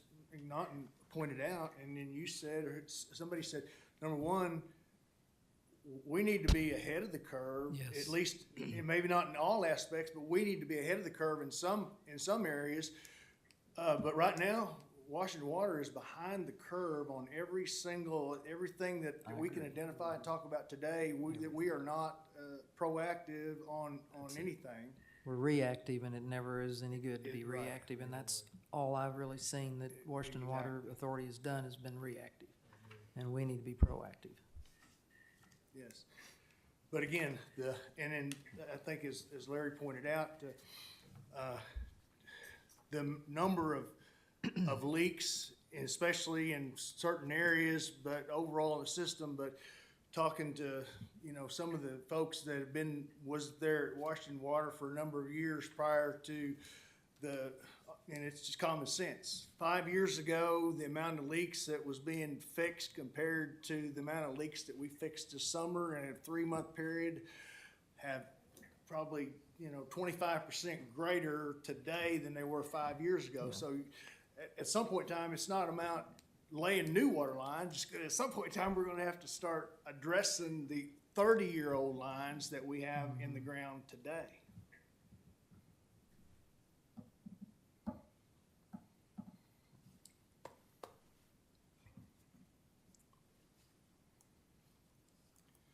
You're looking at me, I don't, So I'm looking at you, you're looking. we don't have to take any, we can table it for a later discussion, and Larry can go on to another issue, or we can continue to talk about this if you want to, or vote on it, or whatever. That's all I have to talk about, Charlie. No, it's not, Larry. So if we want to do it now, or we wait and look at the budget that's coming up on whatever y'all want to do. I mean, like Larry, I don't know what money we have or we don't have. I would like for y'all to get more comfortable with the budget before we just start spending Keep spending. millions of dollars, Yeah. you know what I'm saying? Yeah, It's because we like- spend all this, at- but there may not be anything At there to least get spend. more familiar with it for the next couple of months or month, and give y'all some time And to how long to can look at we it. really wait on something like that? Yeah, I'm not saying wait a year. I'm saying just let y'all get familiar with the budget, where we're standing, understand where we're at And we truly might be able before to- we, We might be able to do it when we go to the budget here in a little bit. maybe. And unfortunately, I'm gonna be sharing some more Oh, yeah. costs with you. Okay, well then you probably better do that, and then we'll talk about the budget. All right, so moving on. Highway 170 water relocations. I'm gonna give some background on it since y'all weren't involved with the original. So everybody knows 170 is being widened through Farmington. Washington Water must relocate 8 sections of main line ranging from 2 to 12 inch. Thanks, Sam. Thank you. So originally, we proposed upsizing all the smaller lines to 8 inch. RDOT came back and said, nope, you're gonna do that on your cost. Mr. Wagner and I met with them, explained the situation. They agreed to let us upsize the 2-inch lines to 4 inch, which is the absolute minimum that's allowed by your new specs at no betterment cost. So RDOT would be reimbursing for that. They also allowed us to trench across Highway 170 for our 16-inch casing pipes rather than boring it, which cuts the cost dramatically. So bids are opening on Tuesday. Washington Water is responsible for about 11.2% of the cost of engineering and construction, with the remainder being split between RDOT and the city of Farmington. So bids open Tuesday. Have to send them to RDOT for their approval, but that's probably should just take a week. And normally you would have a board meeting on December 21st. I assume it's still in, and you could approve or award the project at that time.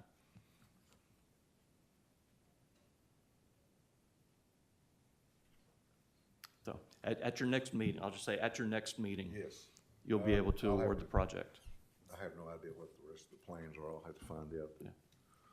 Yeah, but I do know that RDOT is chomping at the bit to get started on widening that highway, and they really can't do it until I understand. this work's done.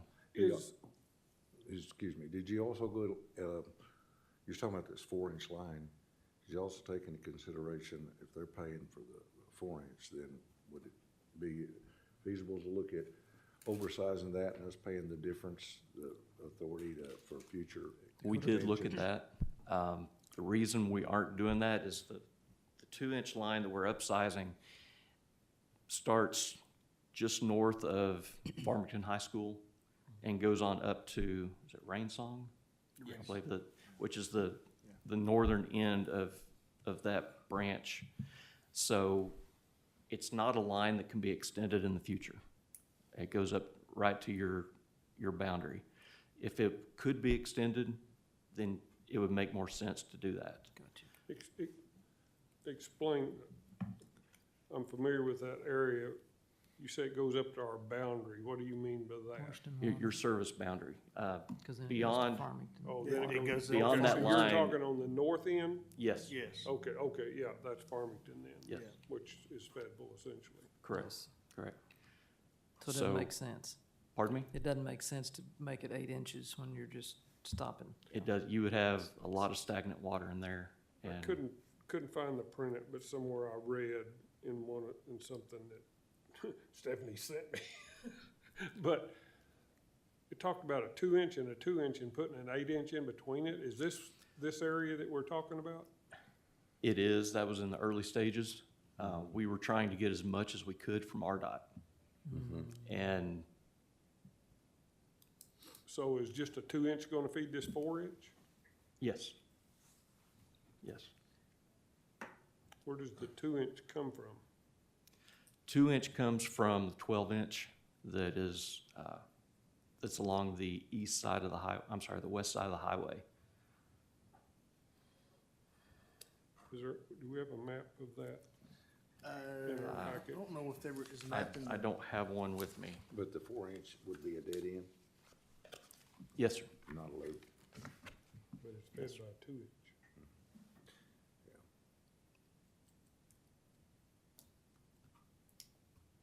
Is- And use is- part of, you can feed it with 2-inch, use the other 2-inch for that storage tank. Larger pipe you Is- got in the ground, that also stores a lot of water. Development-wise, there is the only thing really coming is the additional schools of Farmington. As far as we know, and that already has I'm watching the mayor back Okay. there shake his head. that already has a 12-inch line in front of that property. Okay, So that's, so you This- feel, you think Yes. we're adequate yes, with the this, 4-inch? the 4-inch line will not be directly connected to the new high school. That'll all come from the 12-inch line. And we are relocating a section of that because they're basically cutting across a corner. So we had to move that water line back. And Charlie, we doing this with our own people, or are we subbing this out? no, it'll be subbed out. And we'll have to take bids for it. Yes. Right now, we have 5 bidders who've picked up plans. Hopefully, we'll get bids from all of them. Your company's handling that Yes, sir. for us, okay. Yes, sir. And is that what we'll be approving the next month as well? Yes. Okay.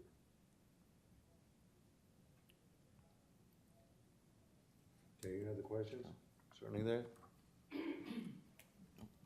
All right. Nathan, we apologize to y'all. We're trying to catch up. You're totally fine. You're not bothering me. No. Yeah, Oh, that's why I'm trying to give a little bit of background, because I Thank know you. you haven't Thank been you. involved. Yeah, thank you. So the next one is Goose Creek Road relocation. Not the road relocation, but water line. So earlier this year, a water line underneath the Illinois River broke right there at Goose Creek Road. They did an emergency bypass. If you've driven down Goose Creek, the water line is sitting on top of the bridge. I drive by it every day. I hate seeing it. Yeah, yeah. It's moving too. They've strapped it again. So that's, Yeah, that, what we're doing is actually directional drilling under the Illinois River and there's a wetland a few hundred feet to the east of that will also be going under. Because of the depth we had to go, we had to extend the You're bore. going under that slough then? Yes, sir. Yes, sir. We're doing, right now it's a 12-inch PVC pipe. We're going with 14-inch HDPE, and the reason we're doing 14-inch is because the wall thickness on HDPE is so much greater than PE, than PVC. And so in order to get the same capacity, you've got to go with a larger pipe. PVC doesn't have the flexibility that polyethylene does, so you really can't, maybe you could, but it's really not recommended to directional drill with that. And ductile iron would be great, but lead times on that are significant, especially for that size. So that's why we went with polyethylene. Keep going. See, that 12-inch comes by me and feeds, see, Ernie, comes by me and then goes across and feeds that, Okay? and feeds the tower over on Harmon Road, Right. correct? Correct. I mean, this is just, I know from being on my property. My concern is, are we putting in a big enough line while we're boring this? Are we thinking future? Or are we just doing today? You understand my question? I do, and we are replacing with virtually the like size rather than upsizing. But are we But- making a mistake? And I know it's $1 million. I mean, I've seen figures, it's $1 million plus or whatever to do this. Hopefully not. Nathan, but- what was y'all's previous discussion? Say again. What was y'all's previous discussion about this? And at one time I heard 2 lines going under there. I think we did at one time talk about that for a short while. but I it think that was before we were involved. Yeah, I think that it was was. really a short-lived conversation. The biggest deal was just getting it replaced as fast as we can. What would be, you said a 14-inch right now? Yes, sir. What's the, and I'm not trying to put you on the spot here, what's the cost difference of even going up to a 16-inch? Because I know in my world, 2 inches of pipe doesn't sound like a lot, but it's a lot more volume and a lot more flow. A lot more. I don't know the cost difference. Because But you're, I Because you got a know- back ream you gotta twice- factor in the. twice the size of twice diameter of the pipe on the back ream.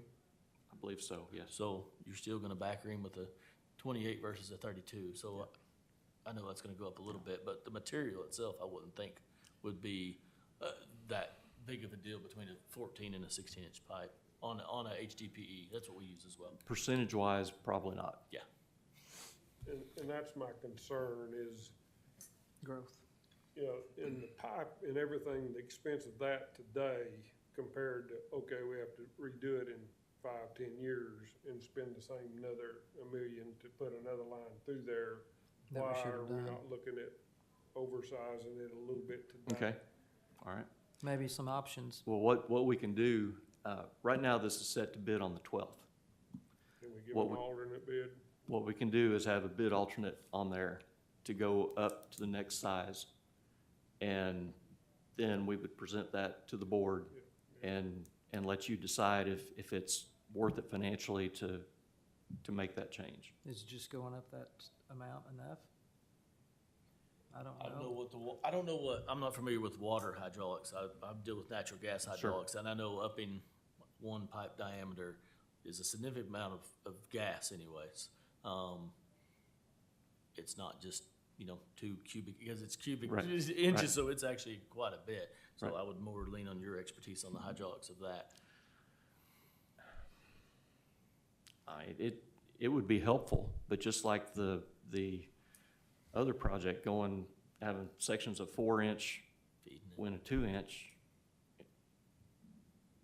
that short section is not going to benefit. If you're going to extend it later, I'm gonna say 16-inch. If you're going to extend 16-inch later, then yes, it would definitely be beneficial. I don't know that that it really would be, since we're only talking about 1,000 feet of pipe. I don't know that you would get any real benefit. But, you know, we can definitely have a bid alternate on there, and So that's And all see- it is 1,000 feet that we are going to be it taking care of? is, it's a 930-foot bore or drill, horizontal drill. Total length is 1,060 feet. And once it comes out of the ground, it goes back to 12-inch for the tie-in on each side. So, yeah, it's the same for gas. You don't gain anything by going up for 1,000 feet and then necking back down. I guess the only thought process behind that would be is if we ever do extend or replace the 12. Right. The river crossing's already done.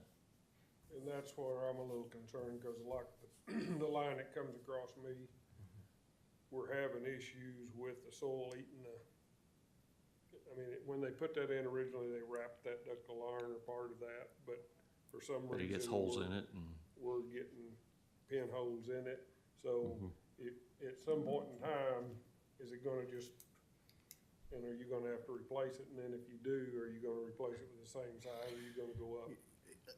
You know, the only thing, again, I haven't been part of the water, I'm like you, Larry, hadn't been a part of the water, but I'm thinking that, and Washington Water already has several of these areas already underground.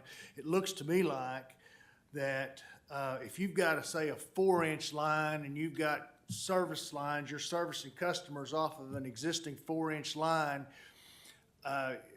when you talk about replacing that, it would mean shutting all these customers off of water. So typically what I think has been done is you go over here next to, maybe in the same right of way, and leave that 4-inch and put a 8-inch in, or across the road even on another easement, but you leave this line in and you just add another one. So if we did upgrade at some point in time, that probably leave that 12-inch there and then just add another line, you know, onto it that So- way. So in that, are you saying we need 2 bores there instead of 1? Well, I mean, again, this is, I've had 3 minutes to get this in my head, but, I don't know if you can do a bore and for a future and leave it with nothing in it and just have an empty bore there, or, no, okay, so I'm afraid that if we put 2 pipes in there, we'd have to put something in it, we couldn't just leave it empty, so. And I understand what you're saying, yeah, you got 1,000 feet of big pipe. right, but if you are looking If you have to replacing that if you have to 12-inch line at upgrade some that. point, you might as well be able to upsize it at that time, and not be restricted by the pipe under the, River. Even if you put in a new line alongside the 12-inch, which the easement is there, I Right. know that. Anyway, but you would come there and you would just have a short period down that you do your tie-in, correct? right? Yeah. Up to 4 hours. Or we can leave that one up on the bridge and just go up there and go around. Just tie on to it, yeah, exactly, yeah. Someday that one's gonna freeze. We don't want that, That's another subject. so. Would you like us to do a bid alternate on there, and They Hey, say, it wouldn't Nathan- hurt. Nathan, you're the top guy, I mean, it ain't gonna hurt to see the numbers. I mean, that's right. That's what I think. we don't like them and we say no if we like them. That's what alternates We tried. are for. Sometimes alternates help you find out if you're getting the best price on your base bid too. there's a chance that 14-inch would be more expensive than Yeah. 16. Yeah. It may not be something they have in stock every day, and Well, so, and again, you're not only just talking about 1,000 foot of bigger size pipe, you're gonna have to, it's gonna be a bigger bit to drill under, it's gonna be a bigger hole, which is gonna cost more money, the encasement's gonna be more, there's gonna be every, not just there's just not one just cost involved. It's not just buying a bigger piece of pipe. There's lots of other things involved in Yeah. the total cost of that. Yeah, in my experience, the pipe is, the cost difference in the pipe is, Yeah. is not what we're talking about. It's the labor. Yep. It's the back reaming. Once you drill a hole, then you have to back ream back through, Right. what, twice the diameter of the pipe. That's what we do. I'm assuming you do the same. Right. That's where your cost is. Especially then- you hit rock. Now you're Well, you're we rock want to hit rock, drilling a actually. 32-inch hole. Like Yeah. that's your cost. Yeah, rock is the reason we're going so deep, actually. Where we had planned to put it, it was bedrock, but it was fractured bedrock.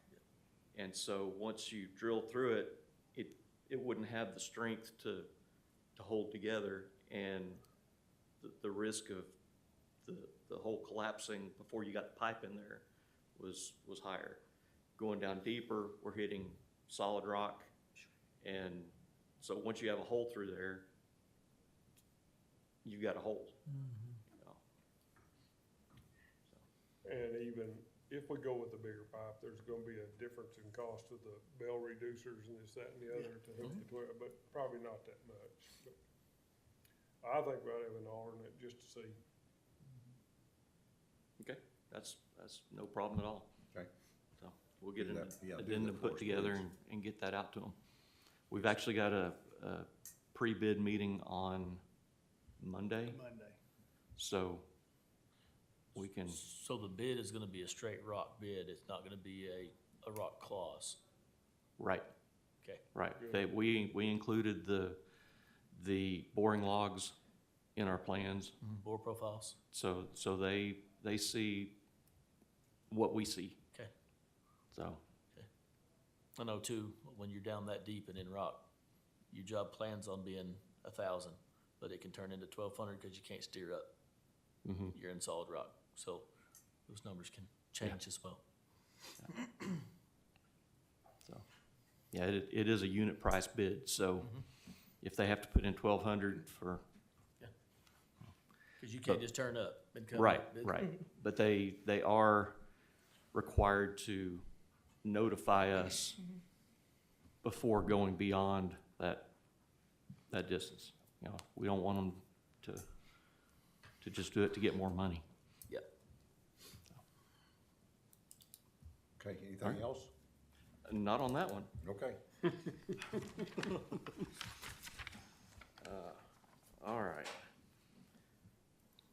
We have in your packet several of the moratorium areas that we looked at. So Mick and Charlie both asked me to look at relatively inexpensive options to provide additional water to moratorium zones. We found three, actually four, that are plausible. The first one is Reese Mill Road. Right next to it is Wesley Stevens. And I have on this this map that you've got in red, potential line extensions that could tie in a couple of dead-end lines and make it a loop so you get water feed from both directions. It's always better to have a loop if you can. We're looking at cost of, for Reese Mill, a little over $350,000, and for Wesley Stevens Road, a little over $300,000 for 3,000 feet of 4-inch pipe and 2,500 feet respectively. What does that do to us hydraulically? Does that just get us out of a moratorium? Or does that provide enough for, because you're in farmland out here? Yeah, if we 80 knew, lot subdivision comes next year. if we knew why the moratoriums were there, Understood. I could give you a good answer. Yeah,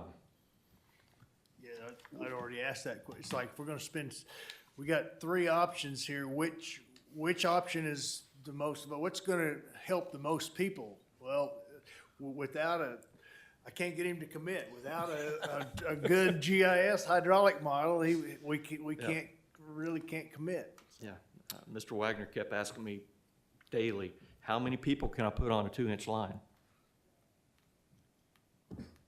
No, there's no one answer, so. Okay. Here again is ignorance from not being on the board. Tell me what the moratorium is. Is it?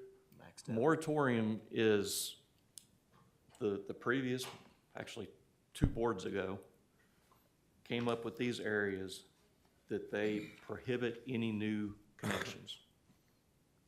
So, Any new construction? any new services Okay. on the existing No new lines. taps. And so there have been, did you say 3 to 4? That just in the last 6 months, 6 to 8 months, Single tap. that have come in wanting taps on lines in the moratorium zone. I know one of them was up, is it Drain Road, which is up at the north end of this, where a guy was sold a lot and wanted to start building and came in for a tap, and you know, he didn't know ahead of time before he bought the lot that he couldn't do that. So, you know, there's situations like that we want to eliminate. I don't know that these changes would eliminate it, but it would improve the situation. So really, to get a good glance of this, we really need to prioritize the GIS modeling before you truly can say, Right. this fixes your problem, Right. or it just helps. Okay. Right. Yeah, I mean, I think any improvements we do to the system, the more I learn or understand or whatever, but all of these areas that has been identified are dead-end areas. So, there's, water only comes in one way and it dead ends. If we tie 2 dead ends together and make a loop system, then you got more volume, and you can feed it from Harmon, or you can feed it from south. You know, it allows us, whether we get from a, you know, whether it's you know, you spend $1 million, you know, how quick is that gonna pay for itself? But it's just overall, it's gonna be better for the system to tie everything together.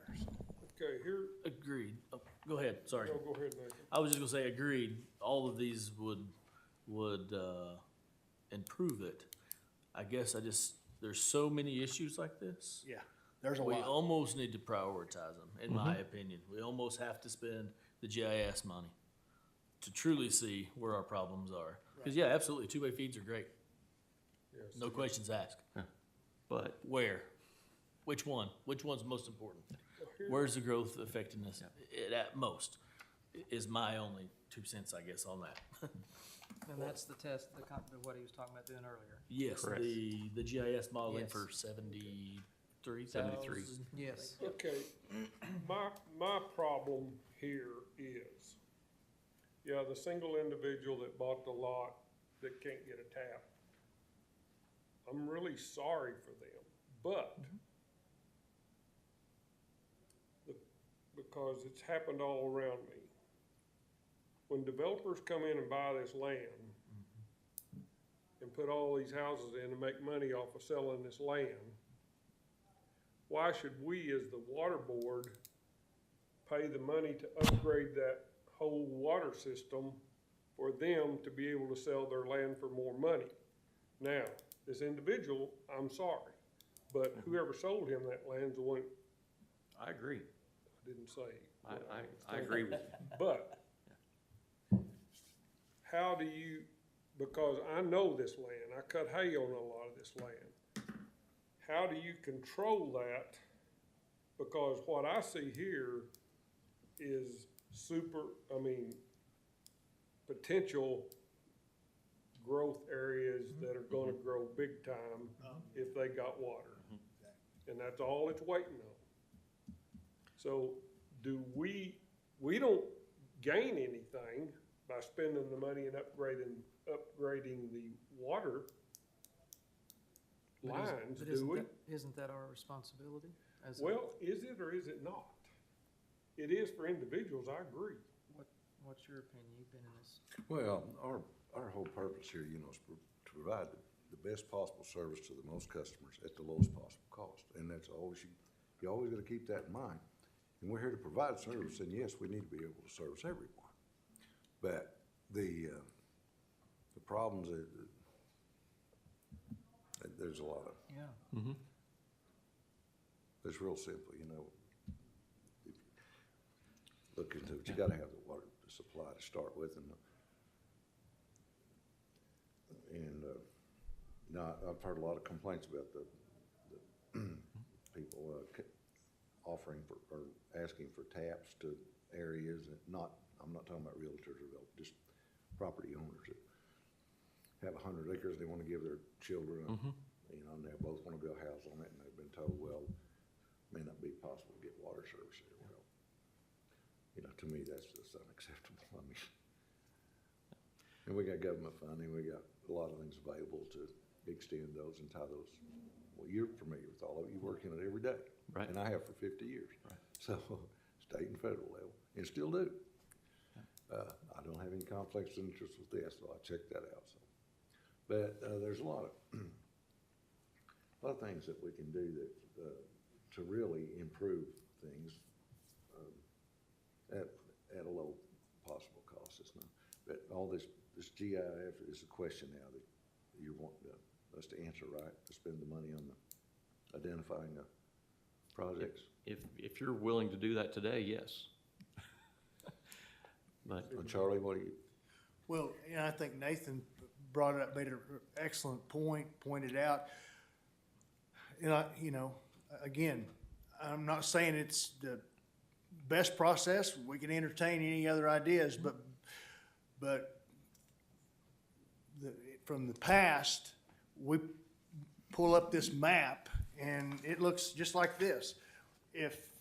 If somebody right here on this little dot, if that's a customer that's asking for water, right there in that red dot, I'm gonna have to, well, I'll get Stephanie too, but I'm gonna write an email, nice email saying, I'm sorry, but you're in an area that's been deemed as a moratorium and we can't supply you water. So that, and I hate to do, if I know 100% that we've spent good money and we've got a good engineering firm that has done the due diligence, and I know in my heart that that's true, that we really, based off of the infrastructure we have in place today, that's a good number. You can back your word. Yeah, back my word. But right now, I don't really have 100% faith that that is correct. So what I'm hearing you say, we need to do this GSI That's the first step. before Yes. we even deal with all of this. Right, and that's gonna, as Nathan pointed out, I think that's the first step. If we're gonna decide on new tanks or we gotta have a good GIS system to be able to make decisions on where we have low pressures, where we need volume. We can't truthfully make a decision to spend $1 million until we really know what we're getting for that $1 million. And then, Yeah. and then prioritize, like Nathan's saying, is that where is the growth? Sure. That's just exploding here, but not so much here, then it's first, second, third, fourth, and try to get it all. And that's just a piece of it, because then Yes. we all know that we got a horrible system. It's outdated. It's leaking like crazy. We're losing still 50% of our water somewhere in there. We can talk about that in a minute. Yeah. Sorry. Okay, yeah, let's go ahead with this GIF So, thing. we also got to prioritize expanding versus replacing versus growth versus, like, it's not just one answer of, you know, because we got a limited amount of funds. So we can't just go out and do all these tie-ins. I'd love to, but we also got to fix the Illinois River. And we also got to fix, you know, tanks. So We gotta know where we're at. we got to so know where we're at before we going. can do all of that. Before we know where we're So going. there's more layers to that. That's my only hesitation on just jumping in and approving another, you know, X amount of dollars is like, can we? We don't know what we got to spend yet. Right. And that's why I said earlier, just We need to maybe another month of holding on just to let y'all get more familiarized with the budget, where we're truly at. That's just my But do you not think though we need this Oh, we need it. GSI study? Oh, we need it. There's no question about it. We need it. Do we need, Do we know we got the funds though? okay, no, I don't. Right. That's my Do question. we, Stephanie? Do we have funds available, Is that pay for in the that budget as somewhere? And we can split it out. I mean, I haven't talked to Larry but probably the most critical, probably that's gonna help us the most would be steps 1 and 3. We get that done for 35,000 and then Then do the other. sometime later, 6 months down the road, we complete the whole thing with the other 2 steps. So we, Let's do kinda like the tank maintenance, we have the opportunity, according to Larry, that we can spread this out over a little period of time. I'm good with that. Doing 1 through 3, approving, making If a we've got motion the money. for 1 through 3. Make a motion. Okay, I make a motion to approve task 1 through 3. Second? My question is, how quick can you get that done? That's my personality. How Well, as soon as fast can we Stephanie have can that? get us the information, the billing Oh, data. poor Stephanie, she told me she was overworked already. I got girls. That's right. Just pass the So you're buck. talking about $30,000 is where we're at on that, $31,000 for Right. task 1 through 3. Right. Okay. Okay, we have a motion and a second. And any more discussion or concerns, questions on this issue? He didn't tell me when. Yeah, when? When? When, Stephanie? It's gonna take several months to get through this But you first can- step. But you can get started. Tomorrow. Absolutely. We really wouldn't get started on task 4 until the summer anyway. Okay. Right. Okay, So- I think we understand now. Okay, all in favor? Aye. Motion? Any opposed? Okay, being none. Make sure we- make sure we say Thank you. I Thank you. will update the agreement and get you copies to sign. Okay. To just include that 1 through 3. Is that right? That's what, okay. Yeah.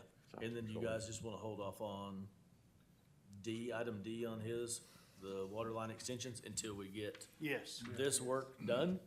I think so. I think I so do too. too. Well, The only thing, and I don't We- care, I can go either way, the only thing is just if you do a quick synopsis, so he and I know what we're doing.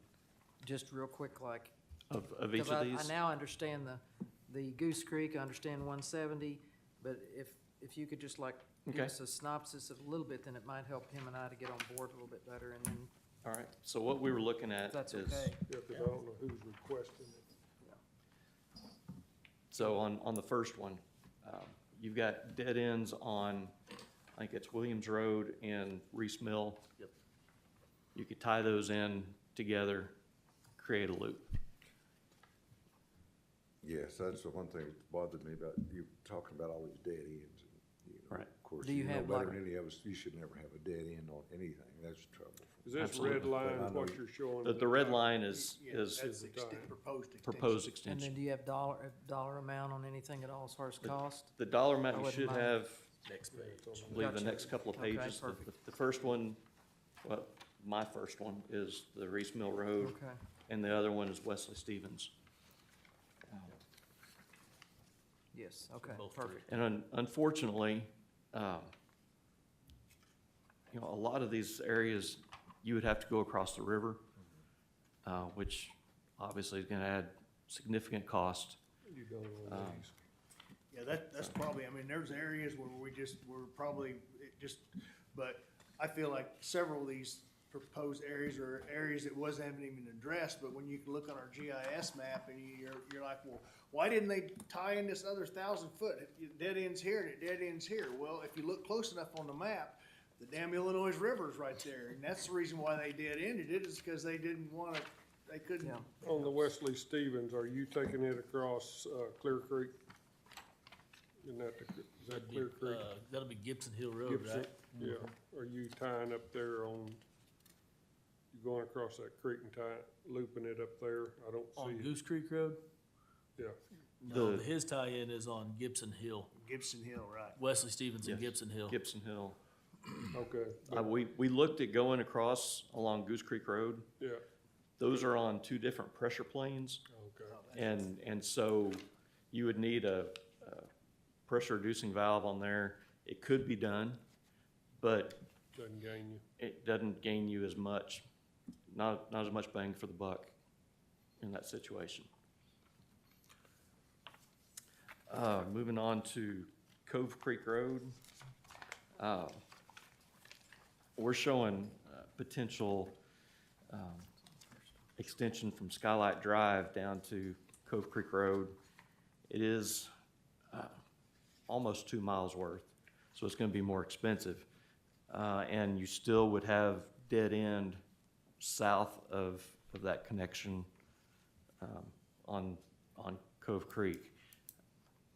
But that's one of those that ends at the river, and so you really, So this cost estimate, this one's several miles of moratorium that this one affects. pardon me, sorry. This project is several miles of moratorium area that this one affects. Yes, The cost estimate's 1.8. yes. So this would be one that I would question of, would a new storage tank be cheaper? Would it help? Is it even an option? 'Cause he Possibly. said, what'd he say, $500,000 on Yeah. a storage tank versus And that's in that 1.8? south, like Strickler, we're So- right in there. Again, I think the Is that GIS tomato- was the most important step. Sure. Is that And then going we can along make Tomato those Road? decisions. Is that Tomato Road? Tomato. Yeah, I can't see Which it, it's one? not a very good map, but yeah, there, Skylight? that red line follows a road, so it's Yes, probably it Tomato. is a road. Comes out over on Cove Cove Creek. Creek, yeah, that's And it. comes to At Four Strickler. Corners, yeah. Yeah, That's probably Tomato Road. yeah, there's a line partway up that road, just a little ways up that Right. road, I think, yeah. But that's in that Strickler area where you get a new tank. That's what I'm saying, like, I like I it. think after the GIS is done, we take a look at that and talk more in depth of, do we spend 1.8 or can we spend 500 for a tank? Does it do Yeah, the 'cause same that's- thing? Is it an That's high, option? that's really high ground right in there. It is high, there's a lot of ups Yeah, and downs. it's very It's rough. very rough. Very Yeah, rough. okay. That fair? All right. And then the third one, Highway 156, is one of those that I was saying, we don't know why it's a moratorium zone. It looks like it would be fine. Only thing I can see is you do have a dead-end 3-inch line going up top of the mountain there, coming off of it, but I don't know how that significantly affects that whole area. But, 156 is out towards 156 Strickler, is the going toward area as yeah, well. yeah, this Hawkeye. is, Hog eye. 49 is on the right Exit side of the Hog eye. page. Oh, okay, yeah, I see it now, okay, yep, yep. You know, as far as expansion goes, and I don't know how many of these customers were buying property or how many of them are currently living there and wanting, but, and again, I think it was Mr. Walker asked about Stephanie about, I'm not sure we're real good about tracking the numbers that we need to track, but I haven't been here that long, so it's not like I'm thinking about stuff that happened 3 years ago. This summer, I feel like this area right here, this 265, 156 Hog Eye area, there was more people turned down that couldn't get water in this area than probably anywhere else in our system. But having said that, I think it was you. This is also an area where a police or fire stations, we need a dadgum auxiliary station down here with the trucks and backhoe, because every morning we leave Farmington and that's the area, that's the direction we go to. So, those lines, the existing lines are, it's not just, tying stuff together and increasing pressure, then you're gonna open up a whole nother can of worms, so. And that's where a lot of the growth was trying to be. You're exactly Yeah, right. because we, Beautiful building sites. And on this one, the only, I don't know, I won't say the only possible solution, but probably the best solution is coming off of Highway 170, just to the south of 156. There's no road there, right. but it's probably about 120 feet of elevation change down property line is where we're showing it. So, you could get in there. It would greatly increase your capacity I think we had two cost estimates for that. One of them was just going down and tying into the existing line on 156, and the other was paralleling that line on 156 over to Nichols Road. That seemed to actually improve the situation much more than just the shorter one. But you'd be going from 800,000 to 1.2. Which almost buys a new tank. Right, right. I know there's more into that. I just threw that new tank No. deal out there as a, No, you and know, an that's, option. I know there's way more to That's that. right. There's elevation, there's That's right. land ownership. I know there's more to that. I just threw that out there as, oh, I know, there's options. absolutely, absolutely. And I'm not saying to do these. Yeah. I'm saying these are possible improvements. Well, and the more money, or the more taps we have, the more money we make, so we can do more and more and more, Exactly. because we can't And keep telling them just- no, and then we don't have any more money to do anything. Somewhere we gotta get some income so we can Yeah. start repairing. If Or it's replace it. possible to do more tanks, I would agree with No, that I 100%. agree, absolutely. And if they can do a tank for $500,000, Well, and because I'd asked these questions throughout conversations with, and, you know, again, it's a crapshoot because everybody else is applying for the same money. But if you heard what Sam talked about, the chances of us applying for any government money available for upgrade tank repairs or whatever is probably just wasting time. But the chances of applying for a brand-new tank because this one is outdated or the population has grown, it's not sufficient to meet needs or whatever, we write a big synopsis of why we need this new tank, that's probably a 50-50 chance of getting that money. So we're not looking at spending $3 million or $5 million out of our own pocket. Maybe it's gonna be a cost share somewhere. yeah, if you can say we're gonna put in a tank and get people off of wells, the agencies love that. Because the less you have to take from the aquifers, the better. So here's a question, if you had a new tank that would be in that Strickler area, which is in that Cove Creek this way and Highway 156 and 170, is that one tank, would that suffice, or two tanks? It's all, look at Larry, he was at. I don't know. Yeah,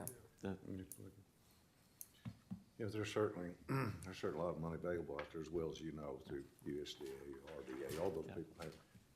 Yeah. ARPA funds would have been great, but I think those are, We take, we have done. a lot of them, we see that every quarter. Yeah. Rural Water Associations do, and a lot get approved. So that's it. Somewhere we certainly need to look at, make them work. Won't cost us anything to let the officers down there investigate that for us, which is rural water. right. You know them at Lone Oak at the training facility. Are you familiar with all that?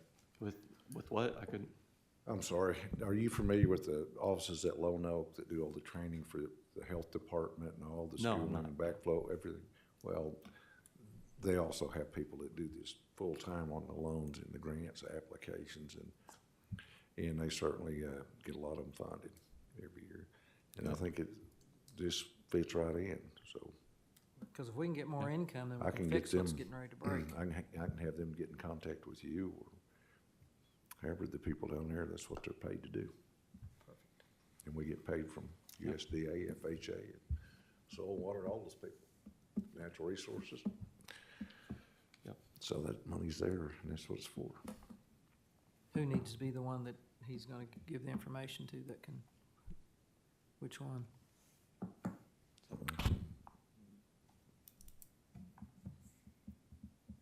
Thank you, Larry. you're welcome. Okay. Thank you. So we've got a lot of things to digest for the next do. month, yeah.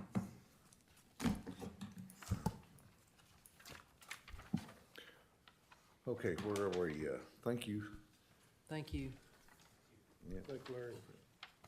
That's the budget, this page. Okay, we're going over to, it looks like we have the annual budget, number 9 on the agenda. Who wants to address the budget or explain it to you, or Charlie, or what? I can, Who is I don't know the, I mean, I can hit the highlights as far as, you can see what was budgeted for this year versus what's budgeted for next year. And, really, there was nothing really scientific about how it was budgeted. What, Marcy, our accountant, we just took where we were at in October. We just, took year-to-date, the dollars where we were at in October and projected that out to the end of the year to December. And so, and then maybe tweaked a little bit, either added some to it or took some away or whatever, but basically that's where these numbers come from. So, and again, when you look down through there, you can see that there's some cost centers that have very few dollars compared to what was budgeted, and some areas that have a whole lot more dollars than what was budgeted, and really, that is because of the way the coding of the bills was done. I don't feel like we're spending, just like, well, just for an example, road crossing fees or the road bores. Early in the year, sometime early spring, Washington Water, the board voted to get out of the road bore business. And we actually had our own equipment, and we did it ourselves in-house, and they voted to get out of that portion of the business. So there's dollars that was in the budget that for last year that hasn't been utilized this year because we are no longer in the road bore business. So those are just areas that, but, real quick, you can just see there the total water sales. We're projected to end in 2023 at about 6.5 million on water sales. The proposed budget is going to be 7.2 million, so a slight increase there overall. You follow that all the way down. You've got connection fees, meter fees, all the other income areas, and they're projecting the total income for 2023 to be 7.9. We think we're gonna wind up 2023 somewhere around 7.2 million, maybe. So that's a pretty substantial increase, and what that's based off of is new subdivisions, several hundred new meters coming on board next year. Now, we'll, however, say, and this is something else that's on the agenda that needs to be discussed, this number, water sales and whatever, these numbers are all based off of current water pricing. So if we change the rate structure, then those numbers will change. So, but anyway, you can see where we're projected to finish 2023.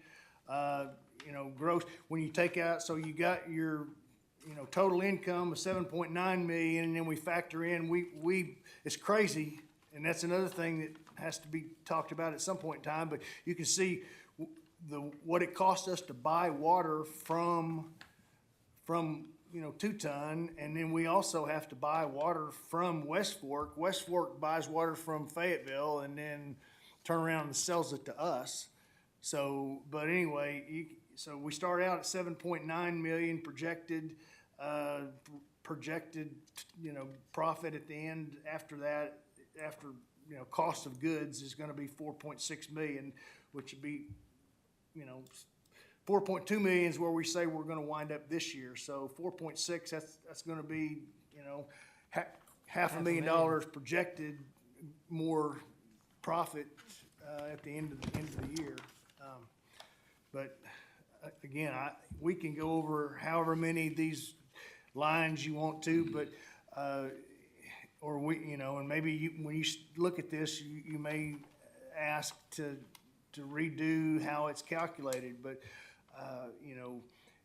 insurance is another thing that I have on the agenda to be talked about, but, You know, that, it looks like we're projecting insurance to go up, maintenance, office repair, and just, you know, so.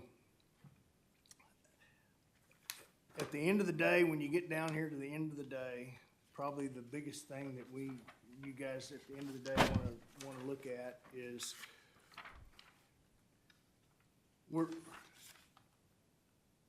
there's the last two or three the two line items there, 8,000 and 8,001. Capital purchases, there's $200,000 in there for capital purchases, which would be generators for pump stations. Right now, if the electricity goes out because of a storm or whatever, we got a lot of people without water because we have no way of providing power to. So we got a couple of generators in there and two rolling vehicles, one service truck to pull a trailer and then one pickup. So there's $200,000 right there. And then the other two highs, so I put that same dollar figure back in. And when you roll everything in, that very bottom number, that $4,700, that's if everything works on paper the way it should, that's what the profit will be at the end of the year is $4,700. So, and again, you know, in a conversation I had early on with Judge Deakins, he recommended a flat budget, not showing a lot, and we talked about being a public utility, whether we needed to show a lot of profit. So that, again, this is my proposal. You guys look at it and we can decide on it. I will tell you one thing, and I'm sure all you guys know, especially Mr.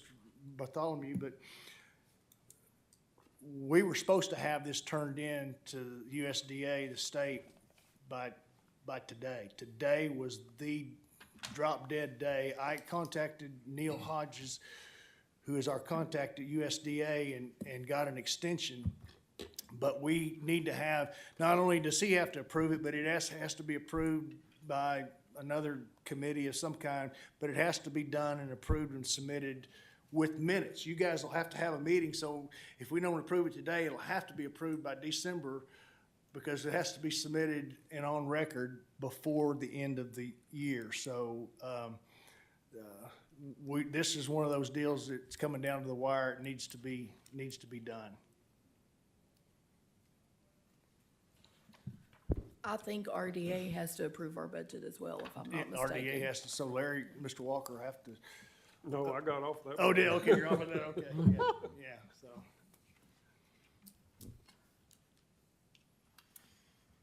But I'm open to entertain any questions that,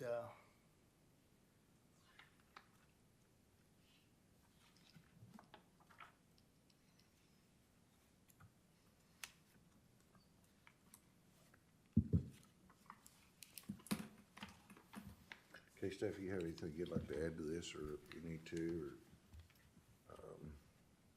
Charlie, does this water purchases, does that account for the 2-ton rate increase?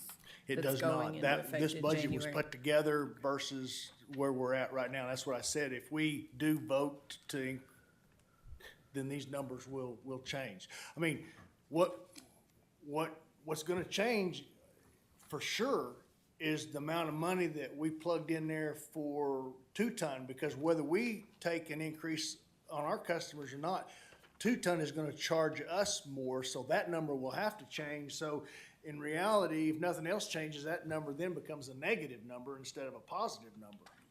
What percent did 2-ton raise the rate? It was going to 40 cents a hundred. I think it's about 15, 14 something percent. 14%. Yeah, 14%. So they're 14% increase? yes, sir. 40 cents a thousand.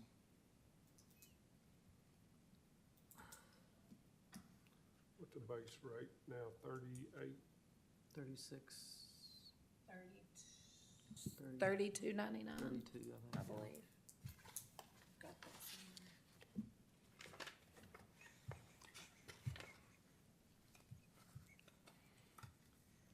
Is West Fork increasing theirs? Yes, I think West Fork, I think we're every entity around us, Prairie Grove, Lincoln, West Fork, everyone is raising their rates.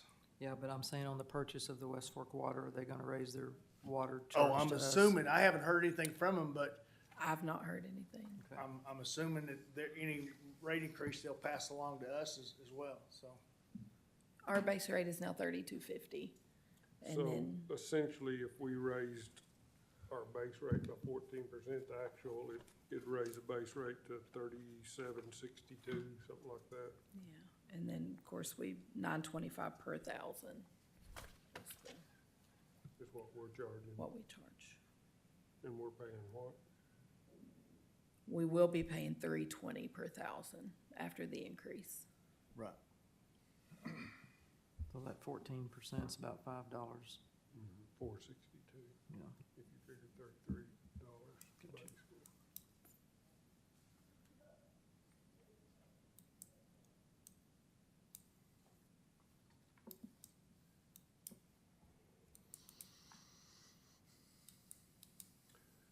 Charlie, if your cost of goods goes up by 14%, you got to raise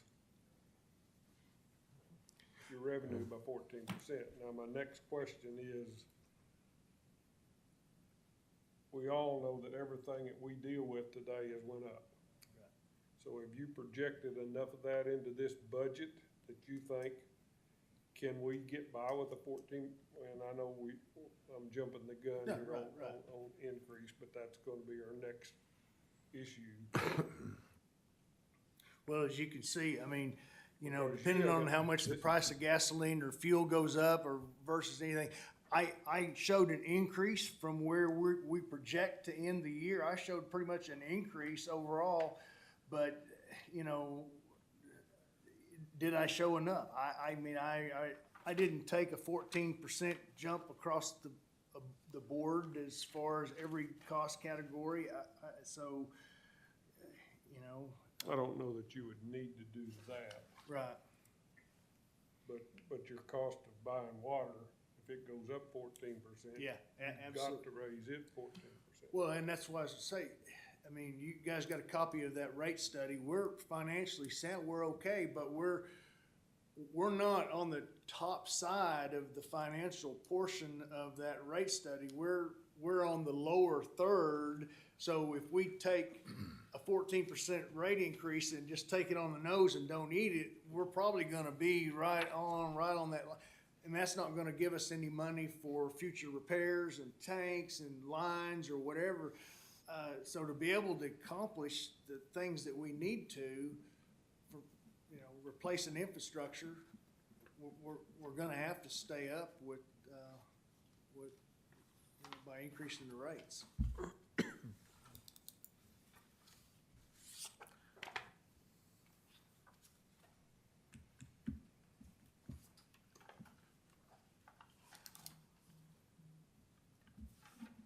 Okay, we need to get back to this budget. Get this, so we gotta get some of the stuff taken care of here.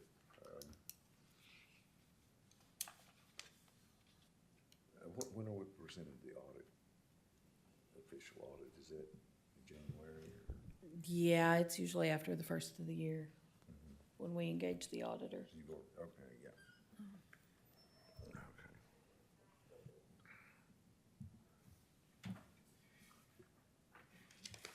Yeah, I've got. So But we feel- essentially, Go ahead. excuse me, Butch. I just gonna ask, you have confidence in the numbers that we have that are available, that's in the system, are actually accurate? I think so. I mean, I think they did an accurate job and Charlie got with Marcy and she's really I started to say knowledgeable. that, I just wanna make sure that the numbers are close to what they Right. really are. Yeah, I'm confident with it. Okay, but we just voted tonight, correct me, somebody that's been keeping tally of it. We just spent $180,600 Yes, we did. for what, What we've said today, right, so we spent that one of 200,000. 200,000, one of the 200,000. Yes. Now, the other 200,000 was for trucks and generators. Sure, absolutely, yes. We only have one generator. No, we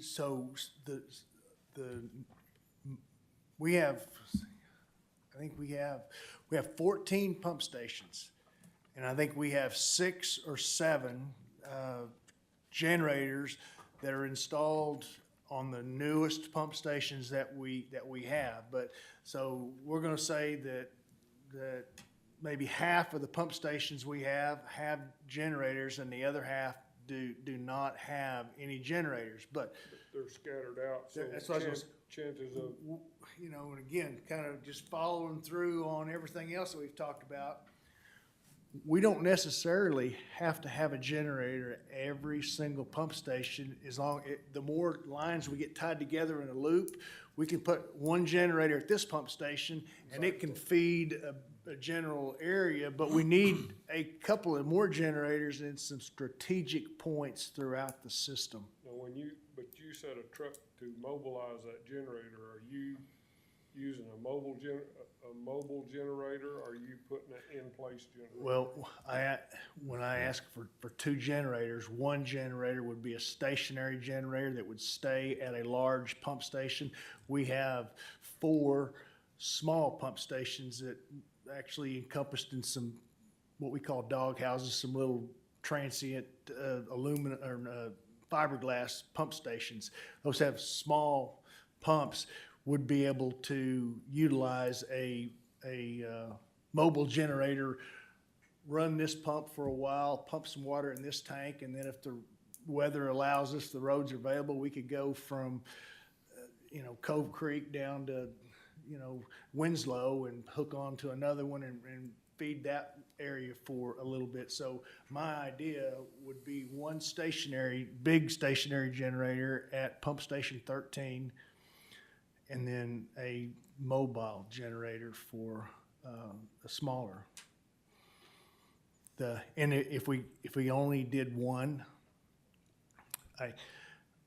probably the stationary generator, a big generator, would probably take care of more and because to pull a generator around, you gotta have personnel and you gotta trucks on the icy road. Are we responsible for wrecks and people, whatever? So it'd probably make more sense if we're only gonna do one, to do a stationary generator where, we're not dragging something up and down an icy road, or who knows? I mean, it may be trees. If a tornado came through, there might be trees across the road, but prohibited being able to get through there. But, if we approved the money, I would still, before it was spent, obviously would ask you guys. So even if this budget is approved for $200,000 and say included in that is 2 generators, we don't have to buy both generators. You can say, no, we don't need them, or yeah, buy 3 smaller ones and forget the one big one, buy 3 smaller ones. I mean, it's just the total dollars. We can figure out how to allocate those dollars at a later time. What happened to all those old generators that were out there? Did they get sold? They got sold at Purple Auction. I haven't totaled it all up yet because I'm not sure we've got a check yet, but that was substantial. It's gonna be over, $150,000 probably, I think it was close to 200,000. close to $200,000. We could buy a new generator. Absolutely. We could buy generators with just that money that we got from the sale, yeah. But why were they sold? Supposedly they wouldn't run, too much maintenance. A lot of them were, No, go ahead. Cause I checked in on buying some, I but was they starting to were, say, how come everybody else knows about this? but they were Army surplus type. Yeah, I'm very familiar with those, but yeah.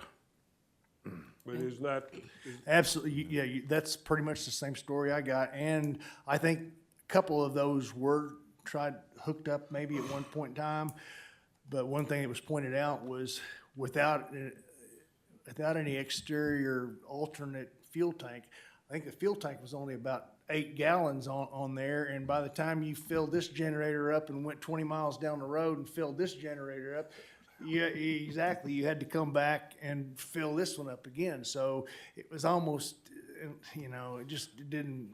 Logistical. okay, Yes. now you got my curiosity up. How much more money did we get out of the auction from the surplus equipment that was sold? Well, I think I think altogether between the backhoe and the generators and all that, I think it's gonna be right around $200,000, so. Oh, so you, just the generators wasn't 200? No, No, everything we everything, sold. yeah, yeah. Yeah. And then correct me if you said earlier that the 200,000 that was allotted for 2022 hasn't been spent. No, no, So ma'am. see, that would cover our 180 that we spent today. Right, right. Yeah. We still got this here. So we're still good. Yeah, this, So my we're experience really with those good. portable generators, which we have several of them that we send all over the Southwest, but, you know, they're invaluable, those large ones. You can run hospitals with them. We have 2 or 3 sitting down there all the time. It's just for assistance. That's what it's for. If you need, all you gotta do is call. They're there. They Right. bring it to you. They would And, bring it to us? What, We do that all over the country, 3 or 4 states. this water, That's thunder, thunder. I thought I saw Yeah, lights. yeah, yeah. I didn't know it was raining. I didn't know you disagreed with me. That's Sorry. chew me out. You don't chew me out. No. At it now. Tired of it. This maintenance on these water tanks has got me thinking, Oh, yeah, it's terrible. are our generators that are in place, are they being maintained? Well, and again, not throwing anybody under the bus, but, I'm the one not thing, asking- the one thing that the old board did put in place, so little information, these generators probably been in place for maybe 5 or 6 years, and from what I understand it, there was no maintenance plan in place, but as of this year, there is every 6 months, they're being serviced. Hill Electric, we sent out for bids. Hill Electric got the bid. They come and do general repair. They, change out the batteries, look at the batteries. They exercise themselves once a week. That's what I mean, do they run? Yes, yeah, Okay. they're all automatic, so they transfer themselves and exercise, and Hill Electric maintains, changes the oil, does all the maintenance. There's a maintenance contract signed, and they for X dollars, that they have agreed to do these services twice a year. So they are being took care of properly now. All right, who does our maintenance on our vehicles and our equipment? Okay, so, the just general maintenance as far as the trucks, like my pickup that I drive, we've generally been using, there's a mechanic in Prairie Grove, J&B. I think he's a ABS approved mechanic, and anything that, if the light comes on, it says you've got engine trouble, we take it down there. Just general oil change. Most of us have been utilizing that place in Farmington, that little 10-minute drive up, get your oil serviced type deal. But I was lucky enough to find a mechanic that was willing to come. So all of our big trucks and, tractors, backhoes, all that stuff has just recently been serviced. We've got a guy that has he's a local guy, but he has a Mobile service. mobile service, and he'll come to your facility and change your oil and your filters, do a DOT checkup of the vehicles and whatever. And another thing that we do have now that we didn't have before, on part of this GIS, Verizon tracking all of our vehicles, just so everybody knows, but all the vehicles we have GIS trackers on them, and it not only allows me to see where my people are at any given point in time, but it tracks mileage and all that. So you can, if you want to have an oil change every 5,000 miles, you just program the computer and it tells you right up front, hey, you're due for an oil change. So I don't have to remember that. It alerts us, and we have a girl in our office that's part of her job is to keep on top of all that stuff. So. Okay, well, what do we need to do on this annual budget? What do you need from us right now? It needs approved if you're comfortable Well, with it. of course, we're all new. I mean, to say we're comfortable with it, big. It sounds like, and No, correct me if you gotta have faith. And Right. it sounds like what we don't have in here, which is the increase of the water, but other than that, it's probably about as good as we can get. Well, we don't know, so, but everything we approve can be adjusted. Absolutely, right. It's amended to either Yes. up or down, That- whatever we need to do, exactly. based on the circumstances and the conditions that evolve. But, so, with that in mind, to move us forward here, with the information you have, are there any other questions or concerns before we take this to a vote, approval of the budget? And like I said, this is nothing we can't change, and we will have to amend it one way or the other. You always do. You can only, certain things you can project and foresee. Okay, well, I would entertain a motion that we would approve this budget that was presented. I so move. Okay, who, well, I Second. need a second. Okay. And just let me interject one thing here. And I don't know if you have to table this or if you have to come back to it later or whatever, but if we wanna entertain an idea of a rate increase, if the board votes so to take a rate increase, I can have, Marcy, we can go back and update these numbers to reflect any proposed rate increase. So we'll have, instead of going off of numbers that are the current rates that we can update it if you guys vote to. But will that really matter? Because we know that you do not have in this our 14% increase Right. in water costs. No, So it's not gonna change the it's bottom going line. off- I was gonna say the off- bottom line's just still kinda- No, you're always gonna have so changes in them. I don't see, I don't need it. No, we Now, don't. if you've got a major increase or something in the I'm good. budget that you have to do, then I wanna know about it, but Right, other than that, right. I'm putting, it's kinda like,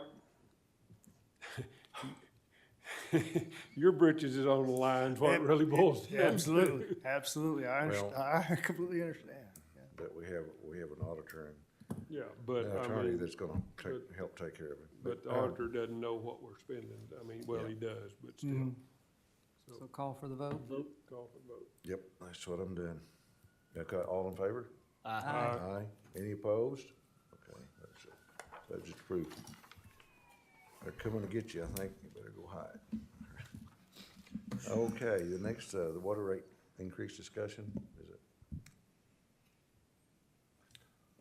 I don't know, there's much discussion. If our cost of goods are going up 14%, as Yeah. bad And as I it's- hate to say it, You we just gotta pass go that up on. 14%. And it's going up, 14% based on usage, not a flat rate. Like if we raised our minimum, Right. that's just gonna raise our minimum. They're not gonna pay more for the more water they're using. Right, so Does that I'm glad make you point, I sense? didn't want to interrupt, Mr. Walker there, but yeah, it's based off of usage, so it's not just, our minimum, we can change our minimum, but that's not gonna cover the entire cost. So then how do we word that? Right. 14% of the usage? I mean, you could raise the base rate By such and by dollar. such a number, dollar. and then the cost per thousand as well. Split it Yeah. over, yeah. Yeah, because if we're charging how much? $9.25 per thousand. If we're charging $9.25, but we're paying what do we say? It will be paying $3.40 per 340. thousand. 925 and 340. We're making $5 and something a gallon. Yeah, we made like $500,000, I think, on this budget here. But that's partially where we get our money to operate on, right? Or Yes. Yes. Mark. Absolutely. So how do you, you're the gas guy and dealing in gas, how do you, We just passed cost of goods straight across the board. Yeah, that's what you do. You just do if they're raising it 14, then we do so 14 in other across our words, board. 14% on every gallon they use then? Well, we don't. So, I mean, if you wanna, if you raise, so just think about this. If you change the base rate, then I may not use a bathtub full of water, but I'm paying an increased rate. If you got a Yeah. six house chicken farm and you use a lot of water, you're not getting penalized as much. So I'm thinking you just wanna raise the usage across the board. That way the guy that doesn't use very much water is not hurt as. I agree. I think that's better. Is that easy to do? Sound good? Hey, you tell me what to change it to and I can change She's it. It's easy for me to do. in charge of she's got. But I guess what I'm trying to wrap around is it's gotta be based on gallons used then. Yeah. Yeah, So in other words, 14% per gallon. 14% per gallon for usage then, yeah. I so move. You so move what? 14% on usage. I second. Let me see. All for the vote.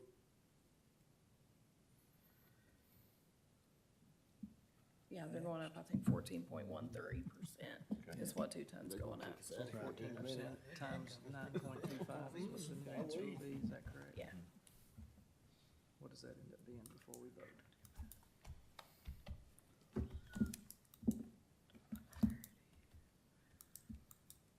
These new rates. 10.55 per thousand. So from 9.25 to 10.55 per thousand. We don't have any choice. No, No, it's the same. Just yeah. pass it on. they're at your other people's mercy. That's the problem with Yeah. these resale. But I think that's fair, because the chicken house grower or somebody, and then somebody that's just barely using anything. Right. Right. So I guess he called for the vote. Okay, we have a motion and a second. Oh, I missed it. It was me and Mr. Carter. Thank you. Mr. Carter, yep, he sure did. Sorry. Any other discussion concerning the issue? All in favor? Aye. Any opposed? Okay. Motion reflected passed. Okay, next on the road board policy. I do have one question, I'm sorry. I'm sorry? When, I think we have to give them 60 days. Yeah. So Yes. February 1st, effective date? I think that'd be fine. Yeah, that was, gonna point out, that was another reason why it was, our rates are gonna go up January 1, so, and we had to give them 60 days. So if we didn't decide today, it'd be another month down the road, so, That's good. We can go and That'll work. do that in February.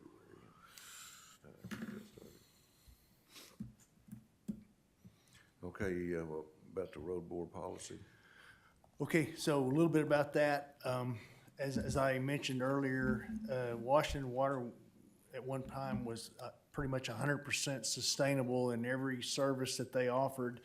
And beginning last year, board decisions were made that Washington Water was going to get out of the road bore business. And as a customer come in and was approved for a new water tap, if it was determined that our main water line was on one side of the road and their house was on the other, to get service, it'd have to be a road bore under a highway. We had told the customer that they had to do that on their own. They were responsible to get the road bore permit from Washington Water or Washington Road Department, hire their own road bore people. And that, about the time Chairman Wagner resigned, Judge Deakins came to our office and we had a meeting and explained some things, and he asked us, or maybe asked us or told us, that we needed to resume being responsible for the road bores. So because it was a board decision to not be responsible, I hesitated to. We are now recommending a couple of different people to do road bores, but the customer still pays them directly and does all that stuff. Since Washington Water is solely 100% responsible, if there's any damage done to the road bed or anything, we have to fix it. So I'm hesitant to allow a customer to use their next door neighbor or their brother-in-law or whoever. I would rather feel more comfortable with us identifying one or two people that we feel are comfortable, that know what the requirements for Washington Water, and we utilize those one or two contractors to do road bores. Because right now, you as a customer are free to, you could get somebody from anywhere to come in and do a road bore. And if they tore it up, we're ultimately responsible for it. So I think, I just feel like from, for being responsible for the taxpayers' money, that we need to have oversight over that portion of the. So you're saying us resume the responsibility of I do not want to county judge wants? purchase a bore machine. I don't want to hire additional personnel. I just want to contract it out. But Washington Water, I'm asking for Washington Water To pay for that. to be responsible, yes. Well, and that's what it should be, I you know. think so too. You know, I agree. some of the No, customers, they don't know Washington what Water to do. doesn't pay for it. It won't cost Washington Water. But we'll collect the fee from and then pay the You'll put contract. it in the tap Okay, the- cost. Absolutely, there you go. Cost of providing service is what the bill is. Yeah. Well, as being a person that they bore on me a lot, as a landowner, there's been a lot of times that bore, whoever did it, left me a big hole in my pasture and my hay meadows. Right. Is that, then I go to Washington Water and raise cane? Yes.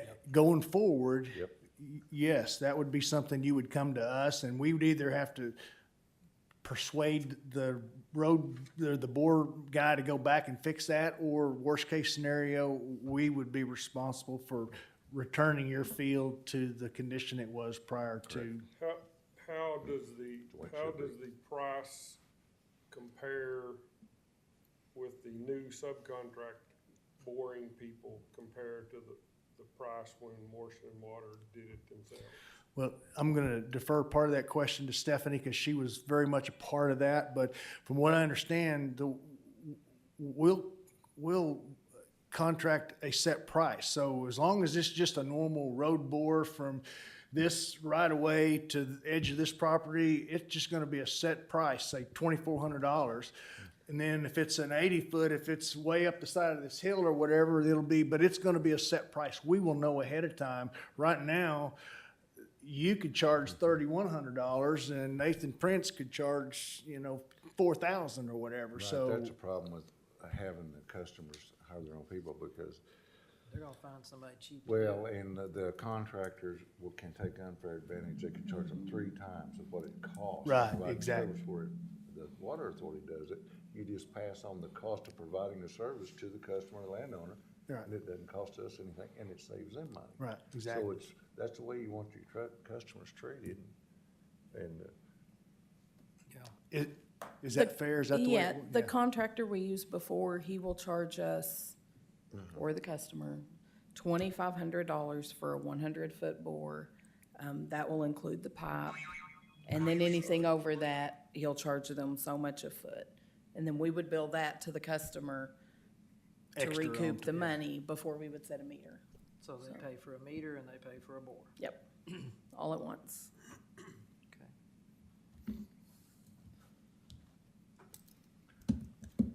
okay, Is there any vote on anything? yes, do we need to vote on that, or we just need to give you authority? Well, Authorization if to do- everybody's in agreement, the sooner we can get started on that, the sooner, because we're doing road bores all the time. So Yeah, I yeah. would say And- that if we can vote on it today, I'd recommend. Yeah, we vote. need a vote. Okay, there you go. Make a decision, Stephanie. Here you Okay. go. We voted to stop it, so I feel like we need to vote That's to. right, we need to correct that. Okay, I need a motion from, So are we reversing the board's original policy?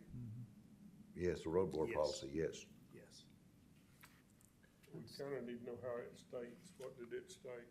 That the Washington The- Water Authority would be involved in providing the services, and then property owners would pay the cost and cure. No, the original one, when they did away with it.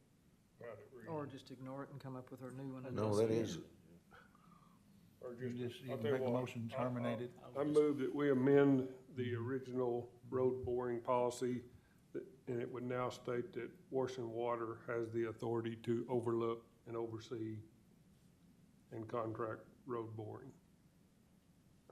My second. Makes sense. Second, yeah. okay? Second, Yeah, second. okay? All in favor, let me know by saying aye. Aye. Aye. Any opposed? Okay.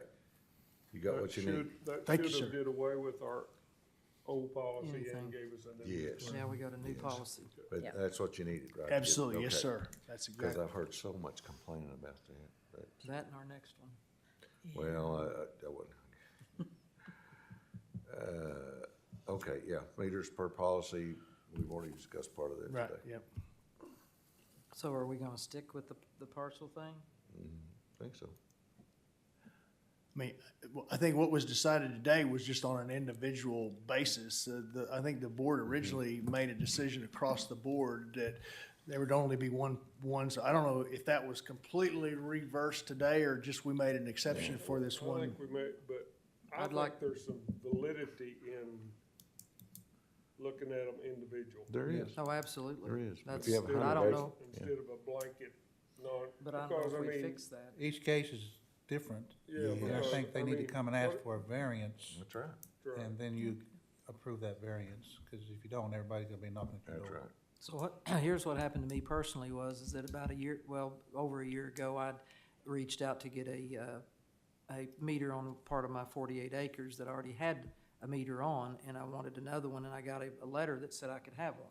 And I had a year to do it. So we come along right before the year, and of course, I get caught right in that August blow-up, and I guess Matt or whoever, Nick, whatever his name is, they said, no, you're not getting that. I'm like, well, I got a letter, and they're like, nope, it's parcel. And I said, it should be retroactive, what we agreed upon. Nope, he just shut me down. Well, that's not, you don't treat And- people that way and to that- start with. That's kind of how I ended up on the board. I called Deacons and said, this isn't right, and now I'm here. I'm like, well, that's what I Like get. I had a guy with Well- 100 acres, had 100 acres, wanted to give Exactly. his son 10 acres, but I said, well, you can't have another. Yeah. And that's the same thing with Andy Bachman, that's why I told him to write the letter Me to the too. board that I didn't want, but I've heard. But I think there's some validity in looking at individual ones, because I if we agree. don't have the water, Yeah. then we've got to And I readdress the think whole system. and I think it's that versus a parcel number, Yeah, because I what it do is, too. I agree. I happen to be in a position with my farm that I can go get a lot split and get it done and get a parcel. Now, it's gonna cost me $800 for a survey that some people don't have Yeah, and That's know how to do what it. we're running into is. Exactly. people So don't have they the can't money. do it. I mean, I was gonna get my meter that way, but it's not right.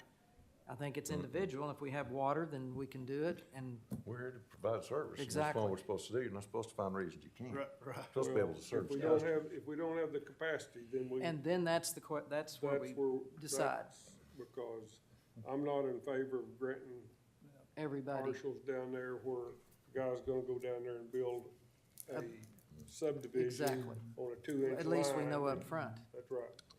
Well, Yeah, so if it's- On the We need planning commission, it's called a variance, and that's probably what they need to ask for is a variance, and we.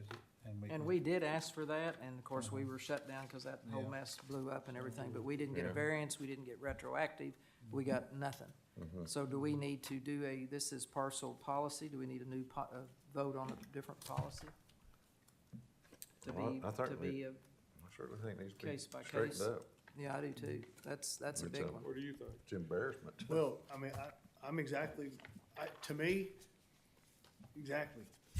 A 3-acre parcel is different than 150 acres, and And what they're gonna do, 6 chicken houses versus a house. residential area. You can't, Mr. Bauman hit it right on the, I don't know that one policy covers everything, No, so. you just, Well, and you know, I look back at years ago when my parents moved my grandmother in a trailer house on the same property, Yeah.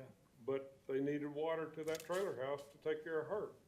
So, you know, that's why I think if we look at every one of them individual, yeah, it's gonna take us more time. And just to And kind of they keep piggyback it. on what you guys all know, and I think I'm telling you the truth, Arkansas Health Department forbids, you can't run 2 residences off of the Right, same. that's correct. So. That's correct, We, which you couldn't do it on would that have to mobile. go back to where he said, you'd have to get a second tap for Then I that, agree. that And mom that trailer. happens a But we lot shouldn't say everywhere. no on a family member, we shouldn't say no if Right. there's water capacity. Yeah. So do we need to terminate the current per parcel policy, and what do we need to do? think so? And then, I tell you, it And need to then be, vote and then address them on individual that's basis. right, reviewed and addressed, and information provided to the board, and the board makes a decision. well, It's the only way you can be fair, you can't, right, okay. I make, Yeah, and I feel good. I mean, that'd be a board everybody would vote. It wouldn't just be me or you No. or Stephanie. whatever, Me. Stephanie, right, No, you making a don't- You don't decision. wanna put yourself in that position. Right, Don't exactly, let 'em- right. That's why we have these gentlemen up, like, Well, and what else it does too, and this is one of the things that I've always heard and seen about the water board, it's who you are, whether you get water or not. This way, Yeah. we've No. got It's a the- big wide span Mm-hmm. of people And knowledge. and That's knowledge. right, you know. And it's not an individual deal. So I make a motion to terminate the existing parcel policy and change it to, review and address and review on individual meters. Second. okay, I think it's very, very good. Had a motion and a second. All in favor say aye. Aye. Any opposed? Hearing none. So, thank you very much, because that's gonna help everybody. Yeah, absolutely. Okay, next one, health insurance renewal.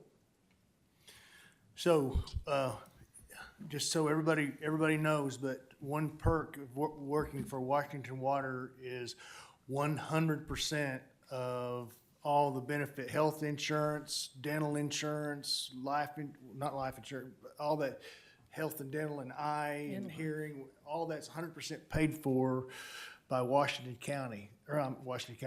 Water Authority. So, For the employee. yeah, if you're the employee, and Not 90%, family.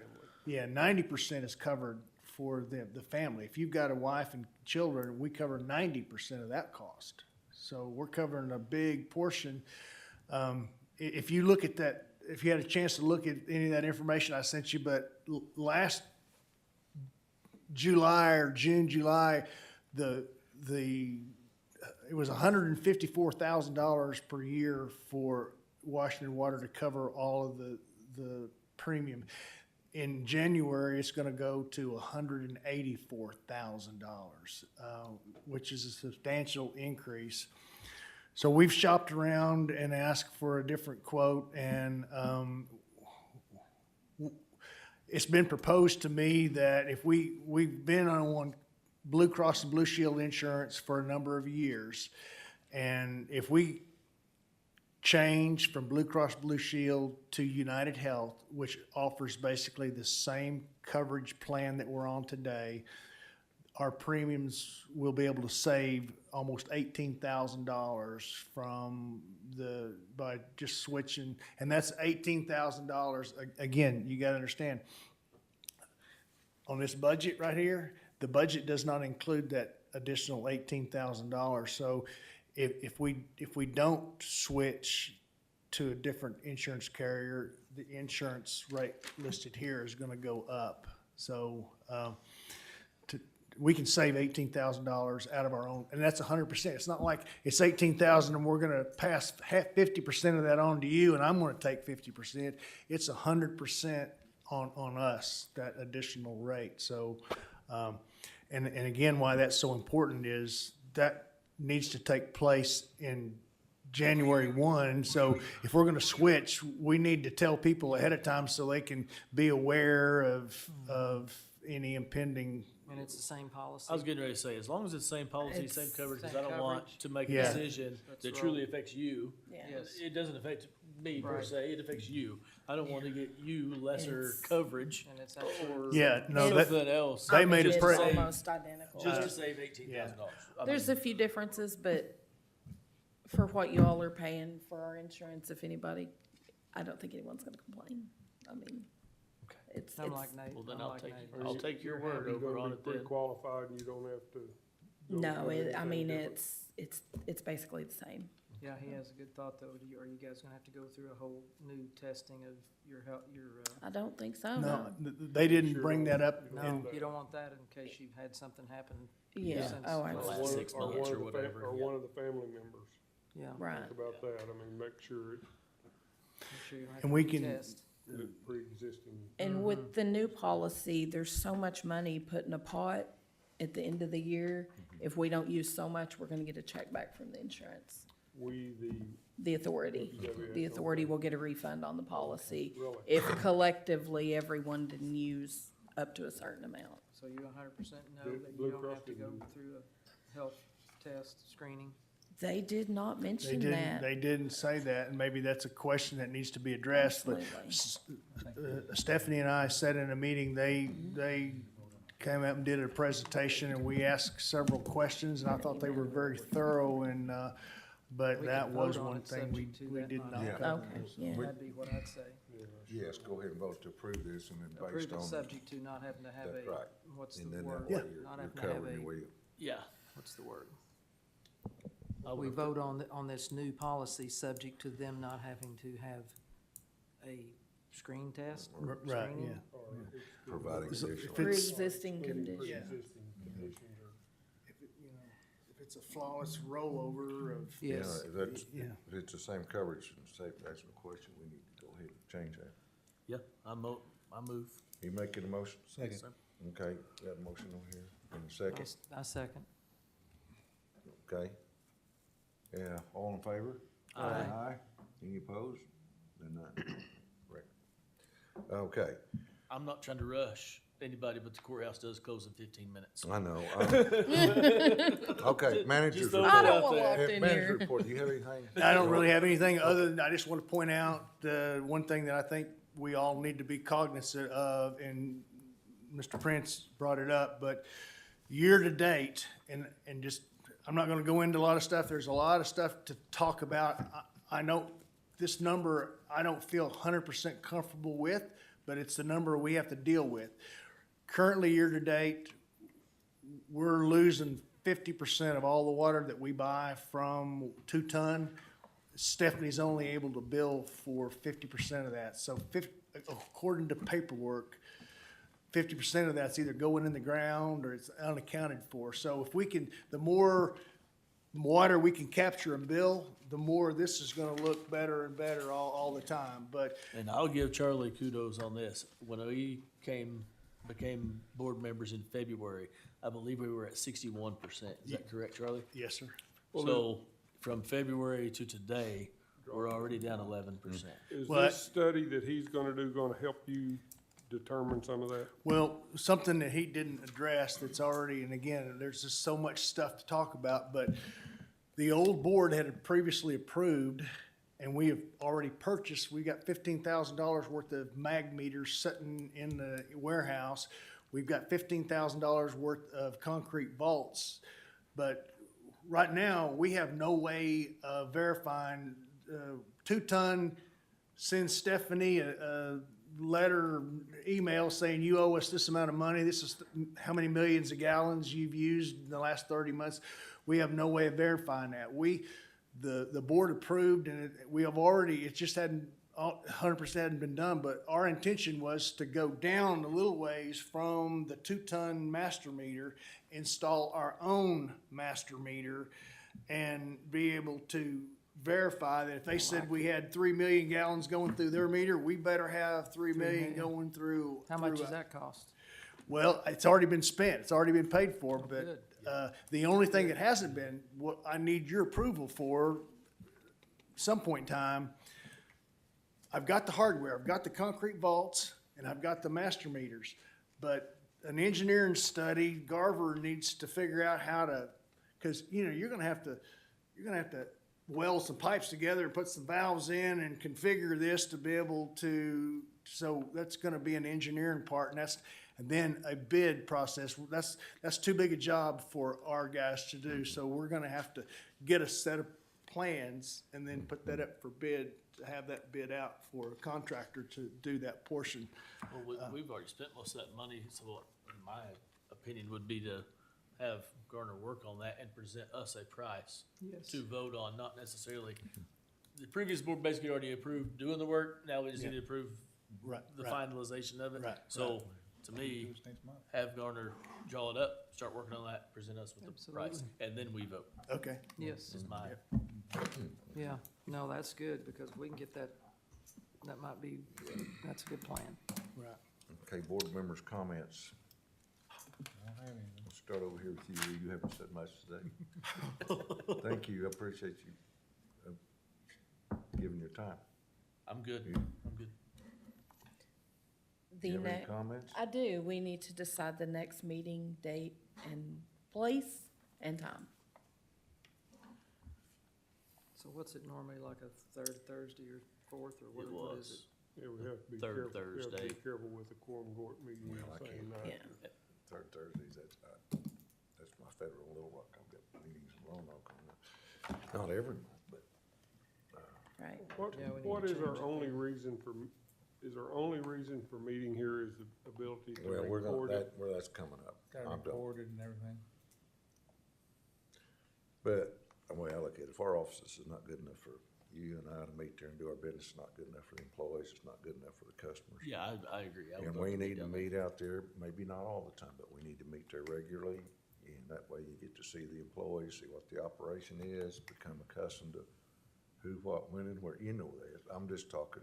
But I think it's very important that we do, and make sure, when we do that, make sure you have coffee, cold drinks, see what everybody wants to drink, coffee. No, beer. Well, I think it is Cheeseburgers, important to french fries. record the meeting. I do, I mean, but, and we we'll can have to get it, come up We can get they've got something machines you simple. can We're do. gonna have for to it. add a line That's not- item to the Yeah, budget. absolutely right. We got machines, we can do that, it was no problem, and All this is YouTube Live. You can get on your computer, your phone right here and do We've got that. iPhone, we got Yeah, iPads. yeah. You can that's- do YouTube Live and it's recorded and on That, well, and I YouTube think, forever. I mean, So the what- I think only that's time fine. that I Huh? would What time suggest, of the month do you wanna have a meeting? well, Cause we don't okay, wanna mess your which I'll- meeting up. well, I can't change those, that's a federal. No, that's what I'm saying, you state need to go to those so you can help us here. Well, So I don't, well, if we're not worrying about having to get this room, then we No. can have, then it's gonna be easier for us to set right, a new you date. said Mondays or Thursdays, either one would be okay. Mondays aren't good for me. No, Okay, I'd rather okay, not. that's do what I was, Monday. that's where I was Anytime is going, I was good gonna ask her for- first. Yeah. So Thursdays is, Anytime, any day. I mean, it's up to y'all. Charlie, do you have a preference at all? No, I mean, my life, I'm like everybody else. I make appointments when I have free time, or if something Right. comes up, well, this you know, this is his so. job, Do yeah. you have something on the Okay, fourth Thursday? what about? Yeah. No, go Do you ahead. have something on like a fourth Thursday? Cause you said No, your usually third. it's usually it's a third Thursday that they've always, I don't know why it works out that way, the state sets it up, I What don't. about any reports that she needs, that That you have to have time. information comes in at a certain time of the month where it needs to be on our packet? Yeah, She tries to get the financials done by the second week of the month, so the fourth, The fourth Thursday week, might be yeah. perfect. I know, is that what you depending, said you couldn't do? No, I isn't can't. Two Tons could do the meeting the fourth. fourth Yeah, 'cause you Thursday of don't every do month? Yes, they're after our meeting. Put that in Yeah. your pocket, I got, Third Thursday, that is. The fourth, I Hang got on to it tons for of those next things, time. they send me boxes of them. Two Tons The, meeting go ahead, go ahead. is the fourth Thursday of every month, and the RDA will have to appoint a representative from our office to attend those. I think Charlie, maybe you're the alternate. Didn't they appoint you as the I alternate? think we may have already I think they may have Anyway. already redid that. Any more board member comments? I would just say the fourth Thursday of this month is December the 28th. I know a lot of people are gonna be, Christmas is a horrible time, vacation and different times. He can't do the third. Oh, he can't Well, do and didn't we have something we need to get approved Well, quick? Mac, what's it? what We day do. is the third? Yeah, I The mean, third Thursday is the the- 28th. No, I'm sorry, it's the 21st. 21st. I'm sorry. We do have something we have to get approved. Yeah, we need So to we get have to have something a approved meeting. pretty quick. Well, they hadn't had a meeting in 6 months and all this Exactly. stuff. That's why it's they- taken us we 3 gotta be able hours. That's why we're still here. That's why We're we're gonna still take here. We're gonna take care of business, let's do it, and can't put it off. Just, that third Thursday is what day? The 21st. Still close to Christmas, but, yeah, just make it whatever would work best for everyone else, and I'll try to blend it in. and it is, you know, Mr. Harden may be available, you know, if somebody, if one or two of you guys are gone out of town, as long as we got a quorum, we Yeah, can still Yeah, do, we can still do it, we yeah. can still do business. Let's go ahead and set it for that, and then I'll see what, Third. yeah. If that 21st. works for everybody else, Okay. everyone else, that's right for, I think I can make that. okay with And you? then we'll good. probably have to change it Yeah. because of your third. I don't know, I can call them and, Buy me And do we wanna have it here or at our I said, "You office? can buy me I a say Christmas it's off present." your office. yes, and I wanna make sure you have coffee made, you have drinks, cold drinks made, Absolutely. tea or whatever they want. Water, So they can be, Healthy. well, they're gonna donate their time, at least you can do is give them enough to eat and take care of them and drink, and my So- gosh, make them comfortable. This, Not supposed to be a prison sentence. At least for the last year anyway, the meeting has been held here, and whenever I've talked to people, I've encouraged them to come and participate if they had questions or whatever. But if we're gonna have the meeting in a different venue, any suggestions? I mean, do we put that on our website, or how do we Yeah, communicate we have to that? advertise it. I was gonna You say, do have po- to advertise, You post okay. somehow on there, Yeah. or somebody, I say you do, Yeah. somebody I does. However I you do. been doing it, How just does do it the same way. bills go out in the mail, right? Yep. Won't you just put a little deal there and? We can put it on the mail. Put it in Have it, yeah, the go mail? out Well, the same way you've okay. been doing it. Bills have already Nothing gone out changed. for We're just the gonna bill. change the I got- location, see what happens. You didn't get to this side. You get to comment next. So, I wanna thank Butch for being the chairman, Well, and Stephanie for what she maybe does. short-lived, I Well, may turn this over. And that's my comment. I would like to get to know our staff and our personnel better. Yes. So whether they come to our next meeting They'll be there. or whether, well, no, they're out working.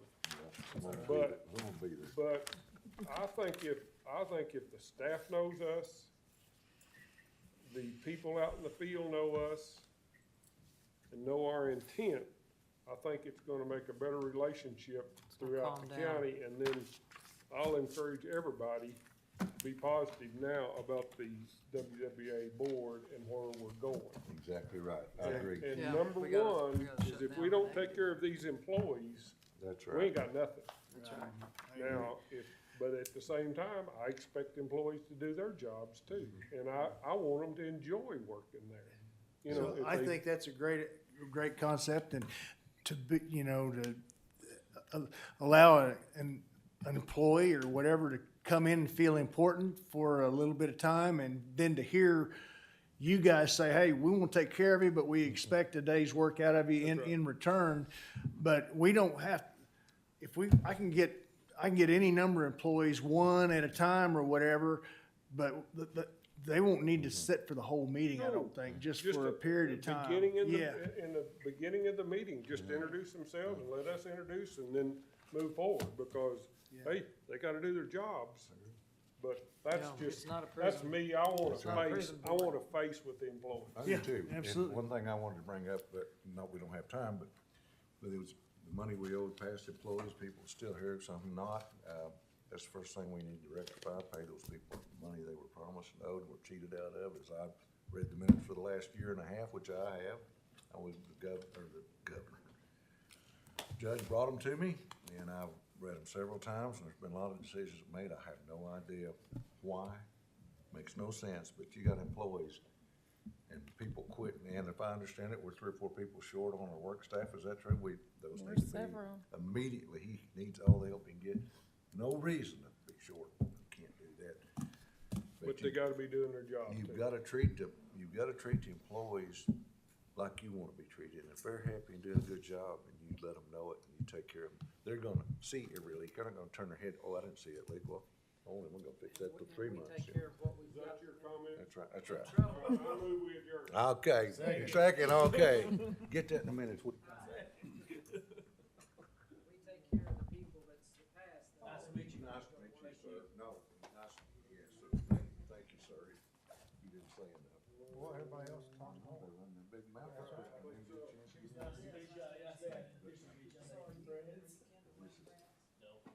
Well, pain to suffer sometimes.